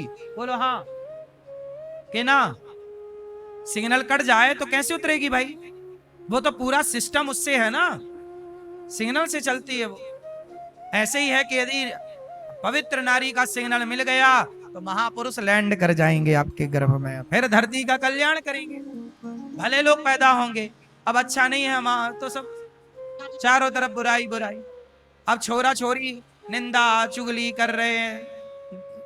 शराब पी रहा तुम्हारा बेटा, 14 साल का लड़का बीड़ी पी रहा है, 16 साल का लड़का शराब पीने लग गया, 20 साल का लड़का छोरी घुमा रहा है। अब ये उम्र, जिस उम्र में कुछ करने का, अब ये देखो ये अच्छी आत्माएं हैं कि पापात्माएं हैं? बोलो। ये महात्माएं अच्छी आत्माएं हैं कि बुरी आत्माएं? यही ना बुरी आत्माएं आ गई। 14 लड़के बिगड़ रहे हैं, गुटखा खा रहे हैं। 15 साल का लड़का गुटखा खा रहा है। बोलो हाँ। इसलिए अपवित्र पवित्रो वा सर्वावस्थांगतोपि वा। पवित्रता जरूरी है। आहार की पवित्रता, विहार की पवित्रता, खान पान की पवित्रता, विचारों की शुद्धि, और सब कुछ है मन से। इसलिए मन को जबरदस्ती पकड़ो और प्रभु के चरणों में लगाओ। रे मन तू सत्संग कर, छोड़ जगत की रीत, अंत समय पछताएगा जब आयु जाएगी बीत। इसलिए मेरे नौजवान दोस्तों, मेरी बहनों, मेरी इन बातों को गांठ बांध लेना। अपने चरित्र को ना बिगड़ने देना। चरित्र बिगड़ा तो पुण्यात्मा ना पैदा होगा, तुम्हारे गर्भ से कोई पापी पैदा होगा। चरित्र बिगड़ेगा तो कौन पैदा होगा? पापी, पुण्यात्मा ना होगा। यदि अच्छी संतान, ध्रुव प्रहलाद जैसी संतान, राष्ट्र निर्माण की संतान चाहती हो या चाहते हो, तो आपको पवित्र रहना होगा, चरित्रवान रहना होगा। किसी चरित्रहीन के गर्भ से कोई पुण्यात्मा नहीं आता। बोलो हाँ।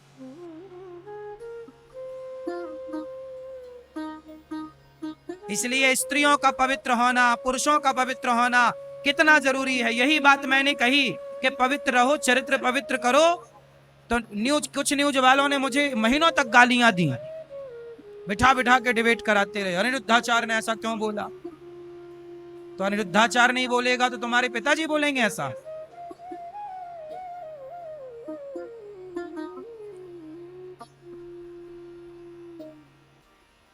क्यों मेरी मां?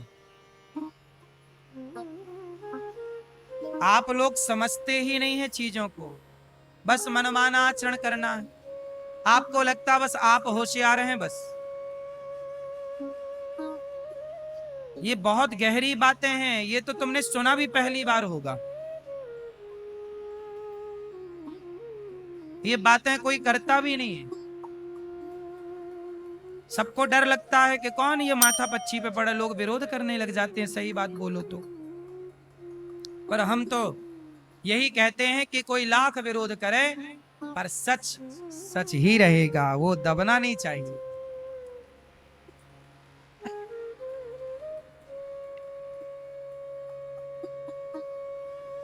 कपिल भगवान के दिव्य ज्ञान से मां सिद्धा नाम की नदी बनकर बह गई। कपिल देव जी ने आचमन किया। बोलिए कपिल देव भगवान की। मनु जी महाराज की तीसरी बेटी हुई प्रसूति। प्रसूति का विवाह दक्ष से हुआ। दक्ष की सबसे छोटी बेटी का नाम सती। सती जो है, माता सती, ये भगवान शिव की पत्नी है। एक दिन भगवान शंकर माता सती को ले गए, चलो आज तुम्हें कथा सुनवाते हैं। कभी आप लोग भी जोड़े से आया करो, पति पत्नी कथा सुनो। कहा मैया कथा सुनने जा रही हो? हैं? कहा? अच्छा, पाकिस्तान। अच्छा, बिहारी जी के दर्शन करने। हमें लगा ठीक, राम राम, आना जल्दी। ठीक, जाओ दर्शन करो, हमारे नाम का भी एक दर्शन कर लेना मेरी माँ। हम बिहारी जी जा नहीं पाते रोज रोज, आप लोग ही जाए हो करो तो दर्शन हमारे नाम को भी एक बार आंख मूंद के खोल लिया करो। ये दास अनिरुद्ध के नाम को दर्शन। सुनो, भगवान शंकर अपनी पत्नी माता सती को लेकर गए, चलो कथा में। शंकर जी ऐसे हैं कि पत्नी को जबरदस्ती कथा सुनवाते हैं। पति कैसा हो ऐसा ही हो। चलो कथा में, चलो सत्संग में, चलो भजन में, चलो कीर्तन में, चलो अच्छी जगह चलो। आजकल आप लोग अच्छी जगह कम जाते हैं, बुरी जगह ज्यादा जाते हैं। क्यों मैया? आजकल मैयाएं कहाँ ज्यादा जाती हैं? किट्टी पार्टी में जा रही हैं, इस पार्टी में जा रही हैं, उस पार्टी में जा रही हैं, इस वाले मॉल में जा रही हैं, उस वाले मॉल में। यहाँ खड़े होके चाट पकौड़ी खा रही हैं, वहां खड़े होके खा रहे हैं लड़का। समय का दुरुपयोग ना करो, अपनी इस जिह्वा पे कंट्रोल, कुछ भी ना खाया करो। कुछ लोग होते दिन भर खाते हैं, दिन भर खाते। हाँ या ना? जो मिल जाए खा लिया, मिल जाए खा लिया। आदमी हो कि इंडिया गेट हो, है? तुम्हारा पेट है कि इंडिया गेट है? इसलिए मेरी मां खाने पीने पे कंट्रोल, जिह्वा पे कंट्रोल। पहला जिह्वा पे कंट्रोल, दूसरा शंकर जी माता सती को ले गए, चलो कथा में। माता सती ने कथा सुनी ही नहीं, पूरी कथा हो गई। माता सती ने कोई श्रद्धा से कथा नहीं सुनी। जब कथा को श्रद्धा से ना सुना जाए तो डाउट रह जाते हैं। जो व्यक्ति कथाएं सुनेगा उसके अंदर कोई संदेह नहीं रह जाएगा, सारे डाउट्स क्लियर हो जाएंगे। पर आपको महीने 2 महीने कंटिन्यू सुनना पड़ेगा, सारे डाउट्स क्लियर हो जाएंगे। अब डाउट्स क्यों है, संदेह क्यों है ईश्वर को लेके? क्योंकि कथा नहीं सुनते। कथा नहीं सुनते तो संदेह है। तो माता सती ने कथा तो सुनी नहीं। अब जब नहीं सुनी तो माता सती को हो गया संदेह। किस पर हो गया? राम पर। राम पर संदेह कब हुआ? जब भगवान राम सीता मैया की खोज में लगे थे। हे सीता, हे खग मृग, हे मधुकर श्रेणी, तुम देखी सीता मृग नैनी। राम लगे रोने, हे सीता मेरी पत्नी कहाँ चली गई सीता। हे पेड़ पौधे पशु पक्षी, क्या तुमने मेरी सीता देखी है? हे पीपल, क्या तुमने मेरी सीता देखी है? तुलसी, क्या तुमने मेरी सीता? हे हिरण, हे हिरण मेरी पत्नी तुमने देखी? अब बताओ, कोई हिरण से पूछने लग जाए अपनी पत्नी का पता तो देखने से तो यही लगेगा कि पागल है। बोलो हाँ। उस समय राम जो कर रहे थे वो देखने वाला कोई भी होता, वो तो शंकर जी ने देखा तो जान गए कि ये भगवान है और लीला कर रहे हैं, क्योंकि शंकर जी कथा सुने थे। अब कई बार आप लोग कहते हो यार भगवान ऐसा कैसे कर, भैया भगवान, कई लोगों को डाउट हो जाता है राम भगवान नहीं है, इन्होंने ऐसा किया। आप लोग इसलिए डाउट कर लेते हो क्योंकि भगवान की महिमा नहीं जानते। भगवान कुछ भी कर सकते हैं, वो परम ज्ञानी हैं, परम अज्ञानियों जैसा व्यवहार कर सकते हैं। और जब वो भगवान अज्ञानियों जैसा व्यवहार करेंगे तो आपकी खोपड़ी घूम जाएगी कि ये कैसा भगवान, इससे बढ़िया तो ये बच्चा कर रहा है। भगवान ऐसा करते हैं कि माता सती की बुद्धि घूम गई, शंकर जी समझ गए कि ये भगवान है। अब बताइए, आज यहां कोई आदमी किसी पेड़ पौधे से जाके लिपट के रोने लग जाए और कहे कि हे पेड़, क्या तुमने हमारी पत्नी देखी है? हे पीपल, हे अशोक, हे कदम्ब, क्या तुमने हमारी पत्नी देखी? तो देखने वाला दूसरा तो यही सोचेगा कि आप, बोलो, क्या सोचेगा? क्या सोचेगा? आप पागल हैं। लेकिन भगवान राम ने यही सब किया। शंकर जी को लगा कि ये तो भगवान है, पर माता सती को लगा नहीं, ये भगवान नहीं है। देखो, माता सती चक्कर में पड़ गई, फंस गई माता सती। माता सती फंस गई। भगवान शंकर समझाने लगे, देवी ये भगवान है। माता सती बोली भगवान नहीं है। भगवान होते तो पेड़ पौधे से अपनी पत्नी क्यों पूछते? भगवान तो अंतर्यामी है, वो सब जान लेते हैं। मेरी पत्नी कहाँ? रावण ले गया इनकी पत्नी को, मैं जानती हूं, तो भगवान नहीं जान सकता? शंकर जी बोले ये सब जानते हैं, लीला कर रहे हैं। माता सती एक ना सुनी। खूब समझाए भगवान शिव कि ये भगवान है, लीला चल रही है। भाई अभिनय क्या होता है? अब पिक्चरें बनती हैं, मूवियां बनती हैं, तो उन मूवियों में जो अभिनेता होता है वो अभिनय करता है। वहां हंसने का अभिनय है तो वो हंसेगा, और रोने का अभिनय है तो रोएगा। अब वो रोता है, जब रोता है तो लोगों को लगता है ये क्यों रो रहा? भाई वो अभिनय कर रहा, वो फिल्म की शूटिंग चल रही है, वहां रोने का हिस्सा है। उसी तरह राम ये सब खेल कर रहे हैं, लीला जान सब रहे हैं, पर बने अज्ञानी हैं। क्यों?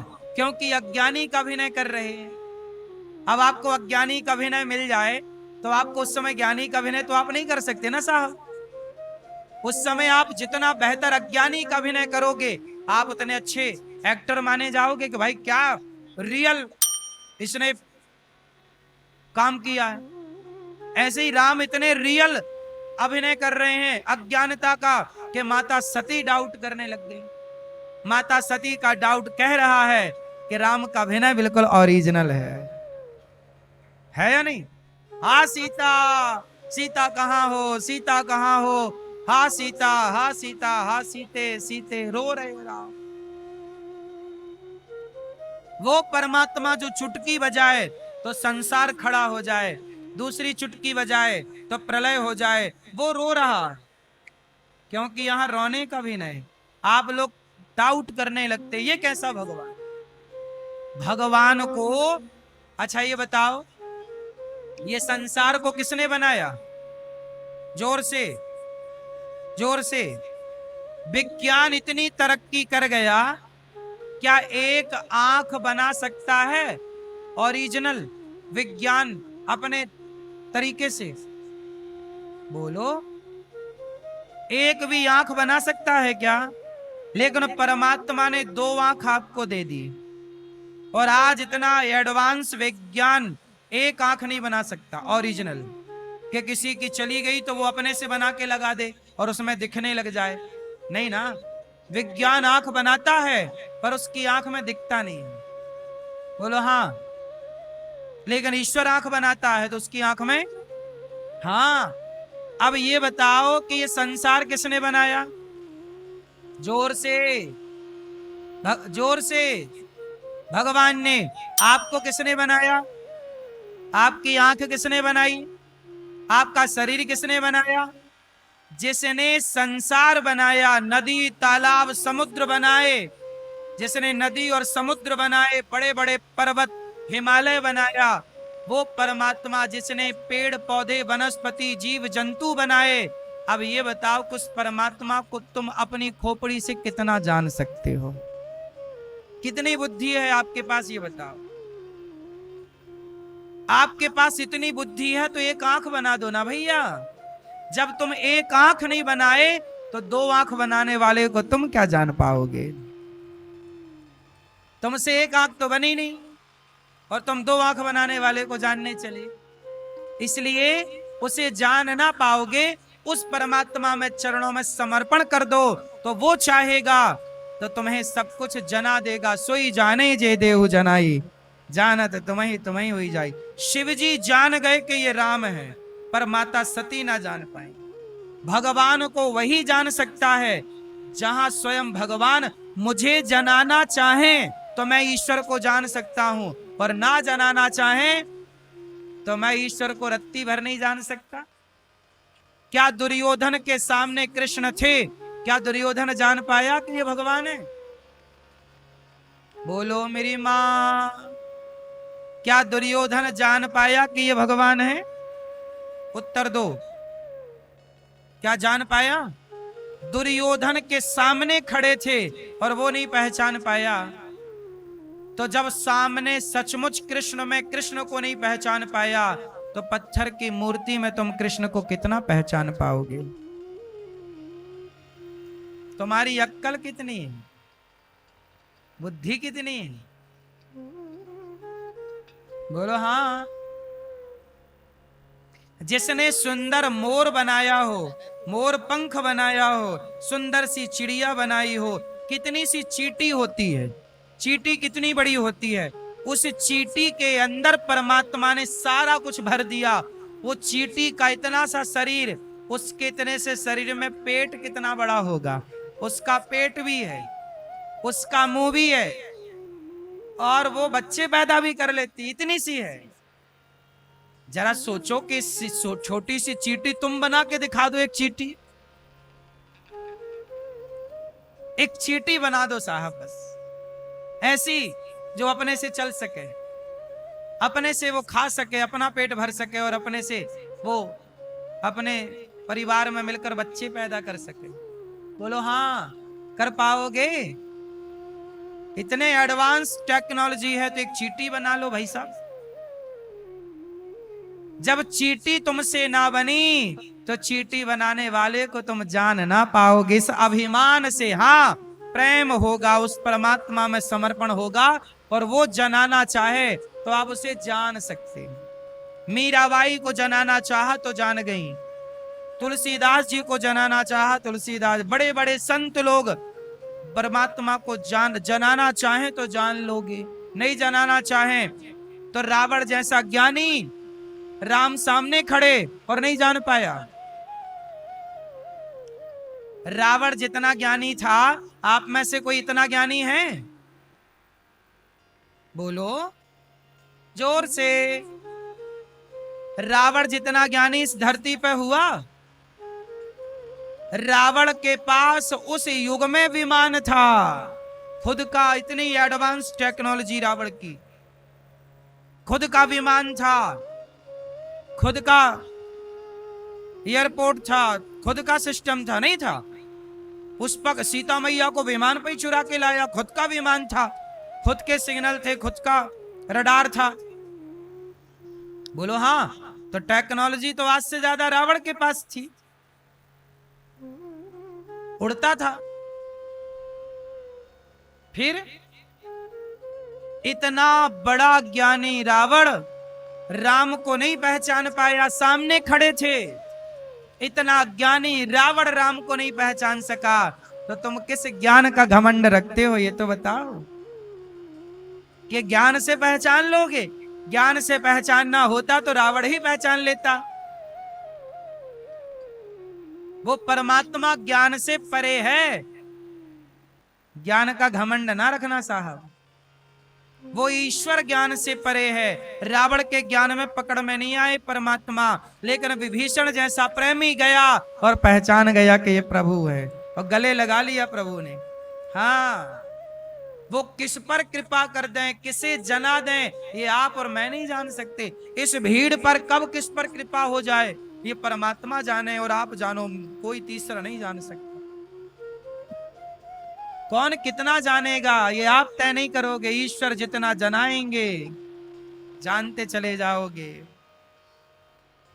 इसलिए लोग कहते हैं ना, ईश्वर पर संदेह करते हैं। रावण समझ नहीं पाए 10 खोपड़ी वाला, तुम एक खोपड़ी वाले क्या समझोगे? बोलो हाँ। अब क्या हुआ? अब शंकर जी ने खूब समझाया माता सती को, सुन लो ये भगवान है, भगवान नहीं मान। तो शंकर जी बोले अच्छा जाओ, जो तुम्हारे मन अति संदेह, हे सती यदि आपके अंदर संदेह है राम पर तो जाओ परीक्षा ले लो, जाओ। अब सोचिए, जगत के पालनहार परमात्मा की परीक्षा लेने चल पड़ी माता सती। वो सती जो भगवान को समझ ही नहीं पाई, गई परीक्षा लेने, क्या बनकर गई? सीता। पर राम के आगे खड़ी हो गई कि मैं सीता आ गई। राम ने पहचान लिया, माता जी भोलेनाथ कहाँ, आप तो सती हो। माता सती बोली मैं तो फेल हो गई। आपको पता कैसे लगा कि मैं सती नहीं, मैं सीता नहीं सती हूं? राम बोले मैं सब जानता हूं, मेरी पत्नी रावण ले गया है और आप भोलेनाथ की पत्नी सती हो। बहुत समझाया भोलेनाथ ने, पर आप उनकी बात नहीं मानी और मेरी परीक्षा लेने आ गई। अब माता सती बोली प्रभु ये सब आपको कैसे पता लगा? तब राम ने अपना दिव्य स्वरूप दिखाया माता सती को कि मैं भगवान हूं, मैं नारायण हूं। तो सती माता बोली जब आप नारायण हैं, भगवान हैं, तो ये पत्नी के लिए पागलों की तरह क्यों पेड़ पौधों से पूछ रहे हैं? राम बोले मैं लीला कर रहा हूं। राम का मन, वो लीला करें, वो पागलों की तरह लीला करे, होशियार की तरह लीला करे, उनका मन। धरती पे आए लीला करने, करेंगे। माता सती समझ गई कि ये भगवान है, पर मैंने बड़ी गलती कर दी, प्रभु की परीक्षा ले आई। माता सती ना समझ पाई, शिव की पत्नी राम को ना जान पाई, तो राम को आप और हम कितना जानेंगे? गई, शंकर जी बोले हो गई परीक्षा, तो झूठ कह दिया माता सती ने कि मैंने कोई परीक्षा नहीं ली। शंकर जी ने ध्यान लगा के देखा, सारी पिक्चर सामने आ गई। भगवान शिव ने माता सती का परित्याग कर दिया कि आपने मेरे प्रभु की परीक्षा ली, दूसरा आपने मेरी माता का रूप बनाया, आप मेरी पत्नी हो और आप मेरी माता सीता मेरी माता हैं, आपने मेरी माता का रूप बनाया। शिव बोले सती अब इस शरीर की, इस शरीर से कभी भेंट नहीं हो सकती। भगवान शिव ने माता सती का परित्याग कर दिया। माता सती गई शंकर जी को मनाने, पर शंकर जी ध्यान में डूब गए। 87,000 साल तक शंकर जी आंख नहीं खोले। 87,000 वर्षों तक माता सती को भगवान शिव ने देखा नहीं।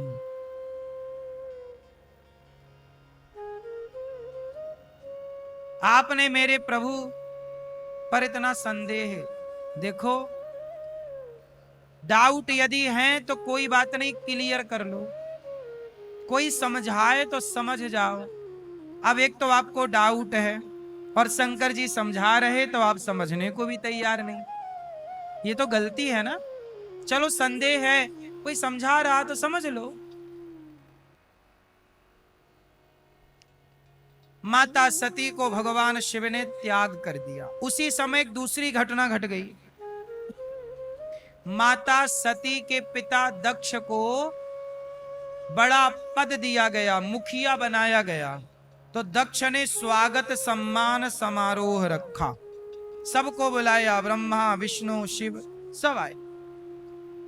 जब सब आए, सब बैठे, और जब सभा में दक्ष प्रजापति आए तो दक्ष प्रजापति को देखकर सब खड़े हो गए, पर ब्रह्मा विष्णु और महेश खड़े नहीं हुए।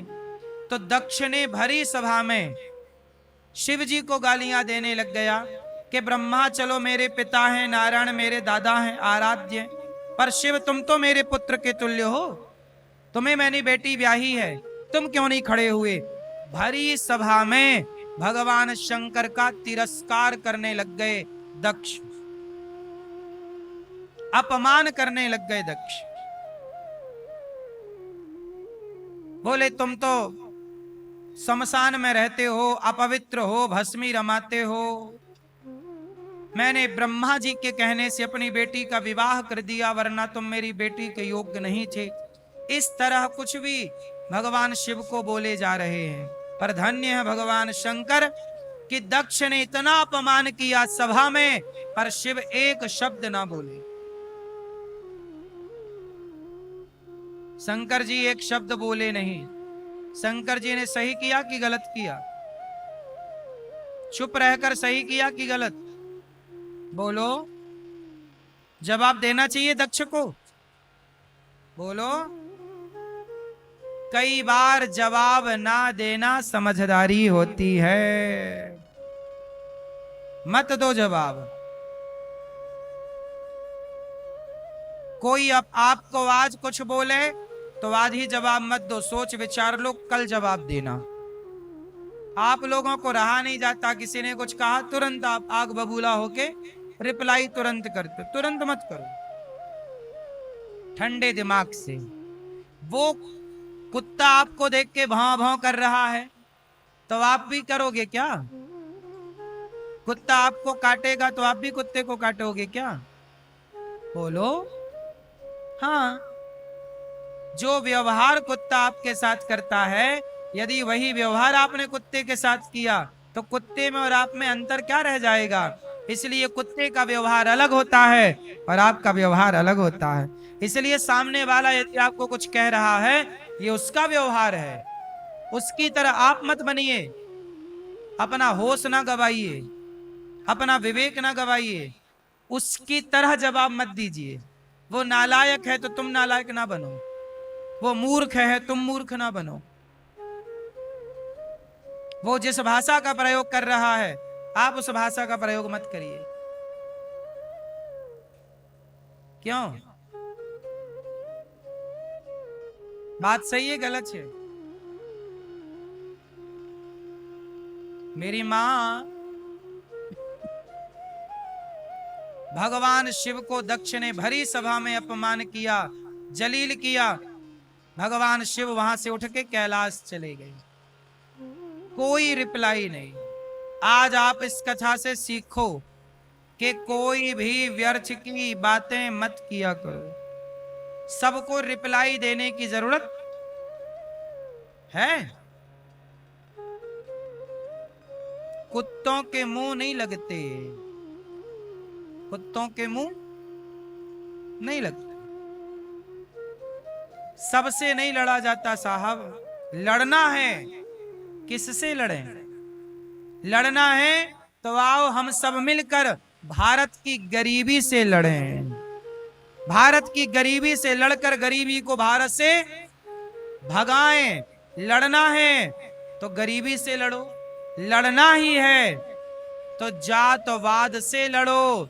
और जो भारत में आज भी हिंदुओं का धर्मांतरण हो रहा है, इस धर्मांतरण को रोकने की लड़ाई लड़ो सब लोग।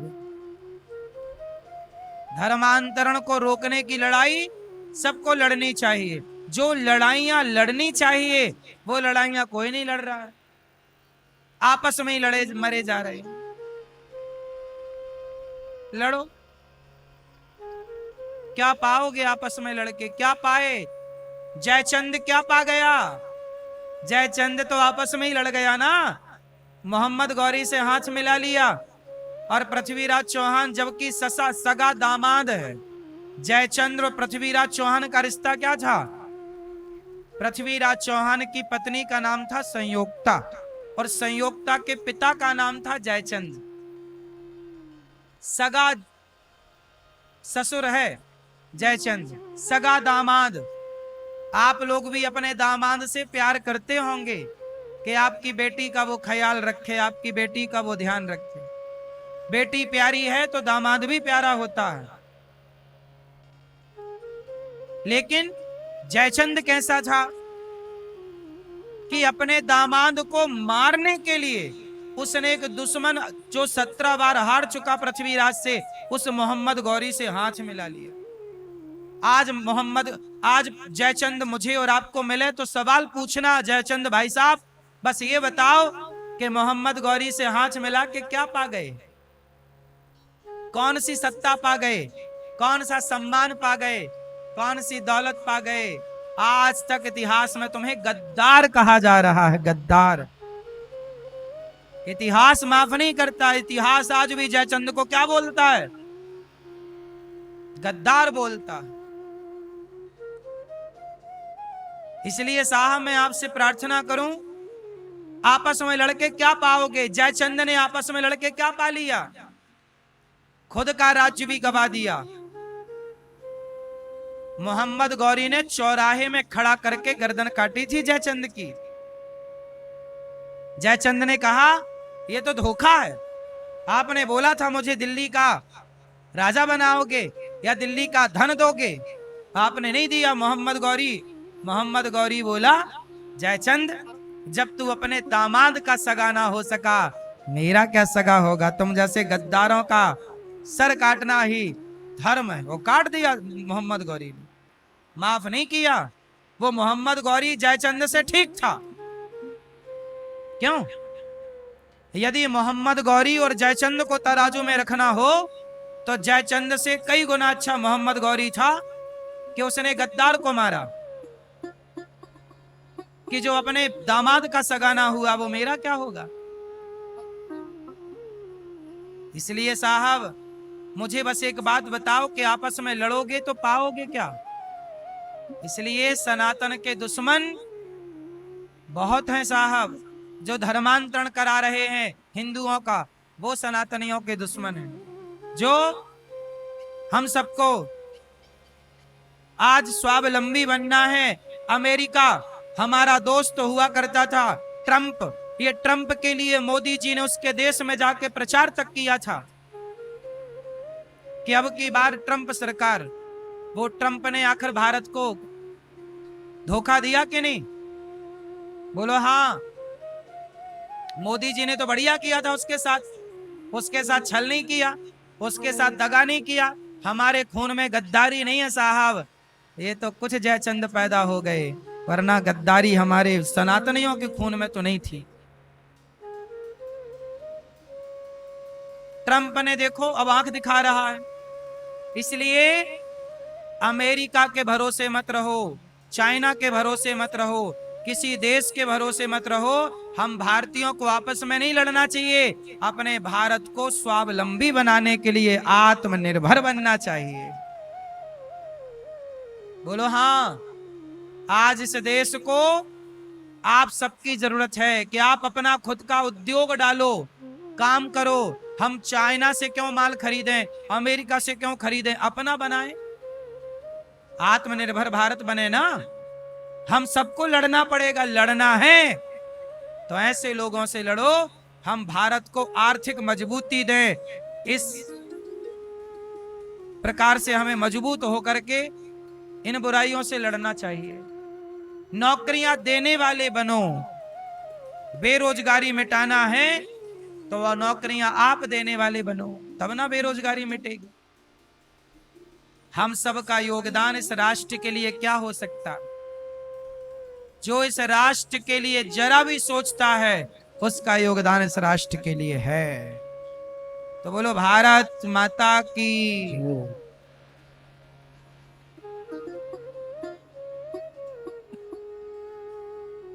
इसलिए भारत के बारे में थोड़ा सोचो।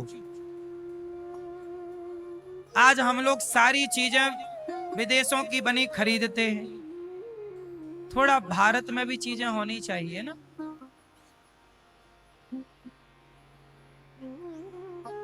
टेक्नोलॉजी कहां चली गई? अमेरिका के पास एक गाड़ी है, टेस्ला उसका नाम है। टेस्ला गाड़ी मैया वो बिना ड्राइवर के चलती है और आदमी से बढ़िया अपने को चलाती है। मैं खुद उस गाड़ी में बैठा, वहां ड्राइवर बैठा है पर वो ऑटो कर देता है, अपने से गाड़ी चलती, अपने से वो घूम जाती है, अपने से रुक जाती है, अपने से ब्रेक लगाती है, अपने से स्पीड पकड़ती है, अपने से इंडिकेटर दे के वो, मतलब किस तरह की टेक्नोलॉजी है। पर हम लोग आपस में लड़ने में लगे। क्यों? अब जो टेक्नोलॉजी पे काम करेगा वो तरक्की करेगा। और हम लोग आपस में लड़ने में लगे। ये उसकी टांग पकड़ के खींच रहा है, उसकी टांग पकड़ के। तुम लड़ते रहो और दुनिया तुमसे कितनी आगे चली गई। भारत बहुत आगे जा सकता था यदि आपसी ईर्ष्या द्वेष त्याग देता, तो भारत भी बहुत आगे जा सकता था। हमने टेक्नोलॉजी पे काम नहीं किया, अब कर रहे हैं, ठीक है, पर अब कर रहे हैं ना जब उनका मार्केट बन गया। क्यों? पीछे जो आएगा वो पिछड़ जाएगा। अब लो, अब करो काम। टेस्ला जैसी टेक्नोलॉजी लाने में अभी 20 साल लग जाएगा यहां। बोलो हाँ। और वो वहां 20 साल से चल रही है, 30 साल से चल रही होगी, बल्कि मुझे पता नहीं कितने साल से, पर है। तो कुल मिला के मैं आपको ये कहूंगा, हमें भारत को आगे बढ़ाना चाहिए हर क्षेत्र में। उसके लिए हम सभी को भ्रष्टाचार त्याग कर एकजुट होकर सनातनियों को इस राष्ट्र के लिए काम करना चाहिए। बोलो, जरूरत है कि नहीं इस काम की?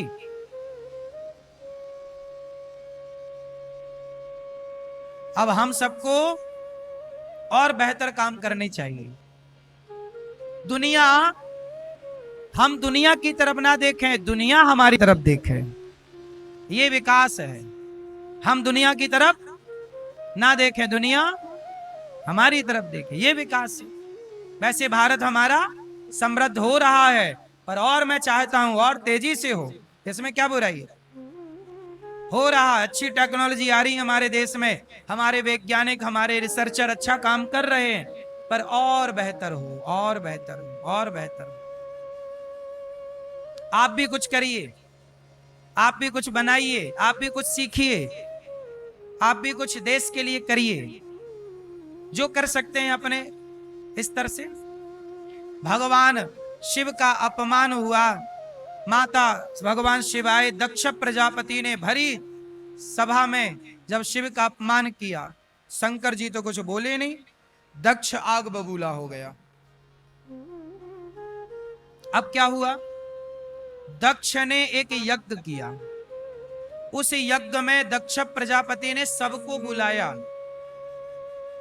सबको, पर भगवान शिव को जानकर नहीं बुलाया कि मैं इनका अपमान करूंगा, ना बुलाकर। यज्ञ इसलिए रचा कि उस यज्ञ में भगवान शिव का अपमान कर सके।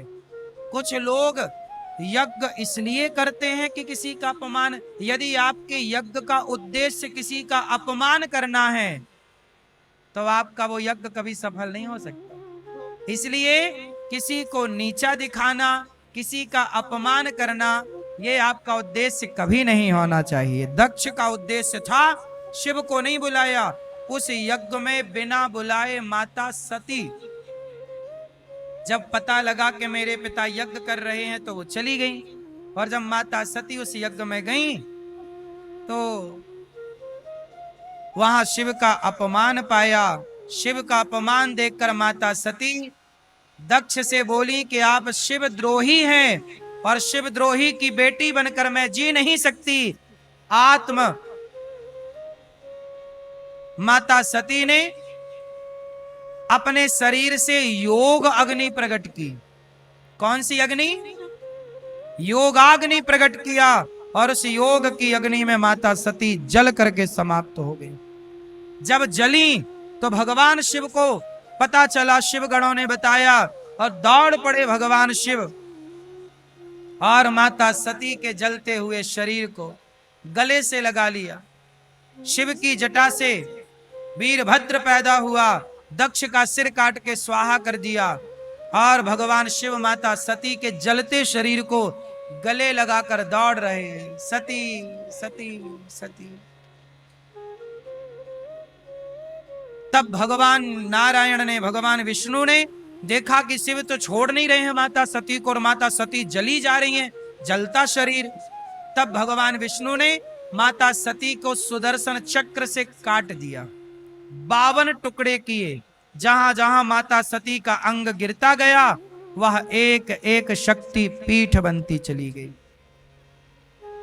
आज वही शक्ति पीठ हमारे भारत में है। शक्ति पीठ जानते हो ना?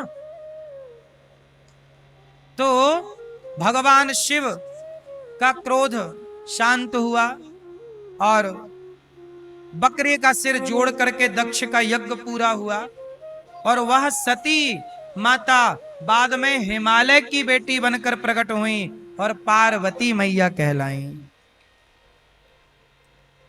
और 10,000 वर्षों तक बिल्व पत्र खा खा करके घोर तपस्या की। भगवान विष्णु से वरदान चाहा, ब्रह्मा जी से वरदान चाहा, क्या चाहती हो देवी? माता पार्वती बोली कि मुझे शिव पति के रूप में चाहिए। सनकादियों ने कहा कि आपको कोई और पड़िया मैं भगवान विष्णु से ब्याह करा देता हूं। माता पार्वती से बोला गया कि आपका विवाह विष्णु जी से कर लो, शिव जी में क्या है? माता सती बोली नहीं, जन्म जन्म लगी रगर हमारी, बरऊं शंभु नत रहूं कुमारी। मैं विवाह करूंगी तो भगवान शंकर से, वरना मैं विवाह नहीं करूंगी। माता सती की जिद। तब भगवान विष्णु ने भगवान शिव से प्रार्थना की, हे भोलेनाथ आप विवाह कर लो। शंकर जी विवाह कामदेव को जला चुके थे, अब कामदेव को जला चुके तो विवाह कैसे करें? तब भगवान विष्णु की प्रेरणा से भगवान शिव ने कहा कि मैं काम की प्रेरणा से नहीं, राम की प्रेरणा से विवाह करने जा रहा हूं। तो विवाह करो, पर विवाह क्यों करो? विवाह का उद्देश्य क्या है? चलो बताओ, भगवान शंकर ने विवाह क्यों किया?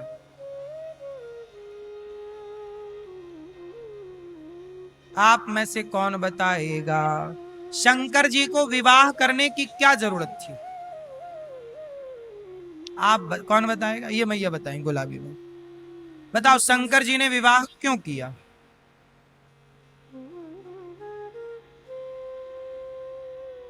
बोलो। किया?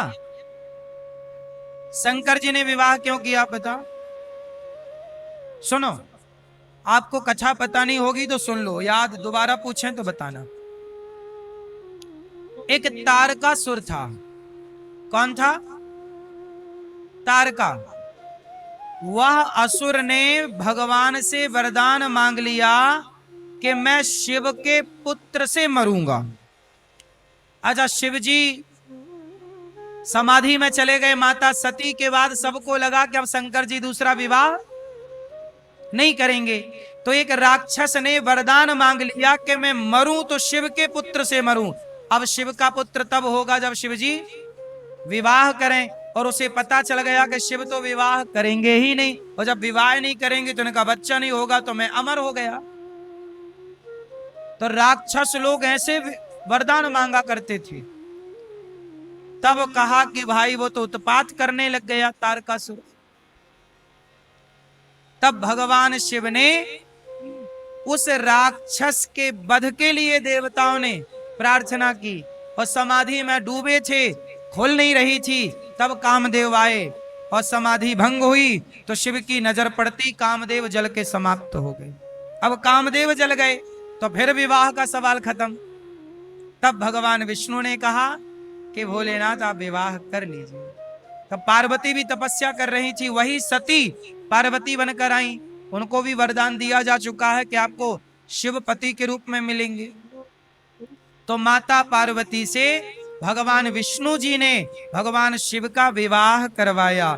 सोचिए, भगवान विष्णु स्वयं भगवान शिव का विवाह करा रहे।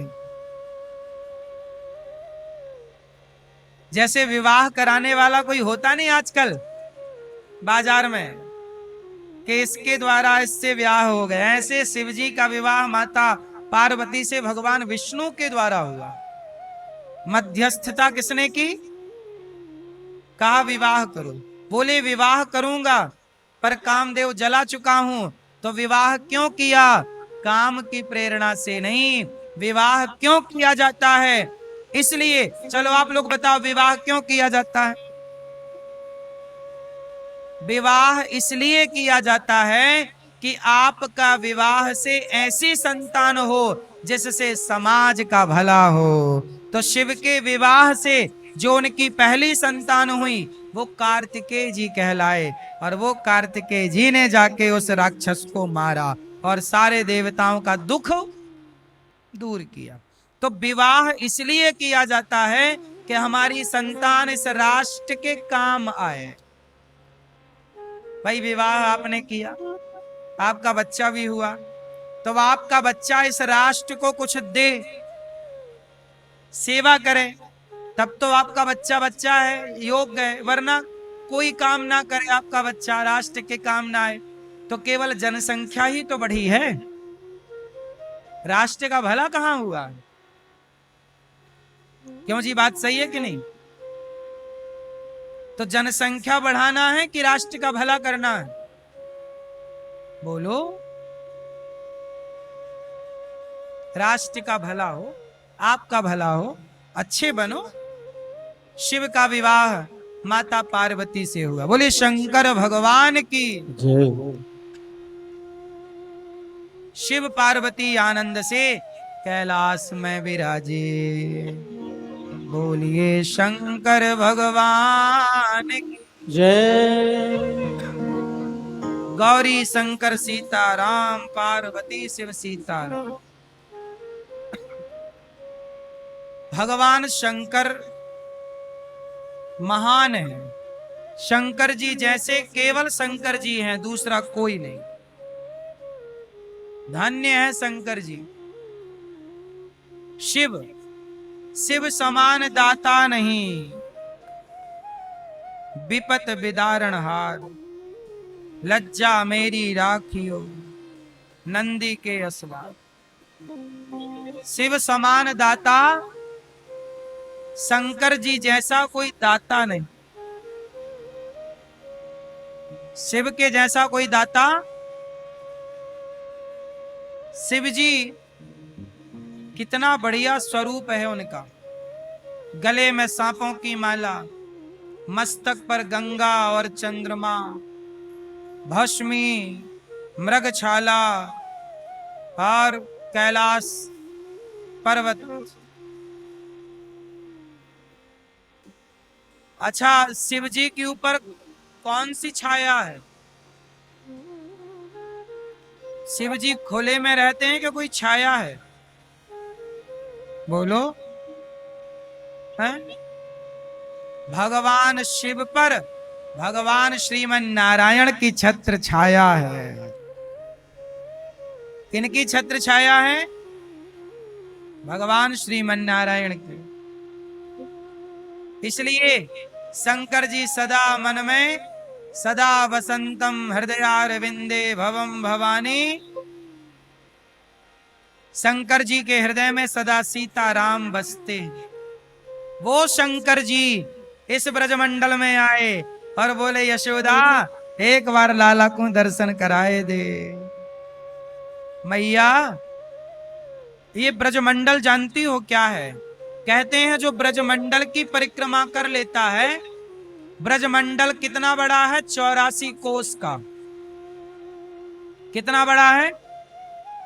84 कोस का ब्रजमंडल है, जिसमें नंदगांव, बरसाना, गोकुल, गोवर्धन, वृंदावन, ये सब कुछ आता है। भगवान श्री कृष्ण की जहां जहां लीलाएं हुई, वो सारी लीला स्थली आपको देखना हो तो 26 सितंबर से 84 कोस की परिक्रमा लगेगी। आप आ जाना, आपको हम परिक्रमा लगवाएंगे। जिनको चलना है नाम लिखवा लेना। गाड़ियों से परिक्रमा होती है, 7 दिन की परिक्रमा होती है। तो आप लोगों को 84 कोस करण कहते हैं ना। जो 84 कोस की परिक्रमा कर लेता है ब्रजमंडल की, वो 84 लाख योनियों से मुक्त हो जाता है। इसलिए जीवन में एक बार 84 कोस की परिक्रमा जरूर करनी चाहिए। तो आप चाहें तो कर लें। 26 अभी पिछली बार अप्रैल में हमने करवाई थी, तो बहुत भक्त आए और सबको करवाई, सब संतुष्ट होकर गए। तो आप भी जो चाहें आप भी इस परिक्रमा से जुड़ सकते हैं।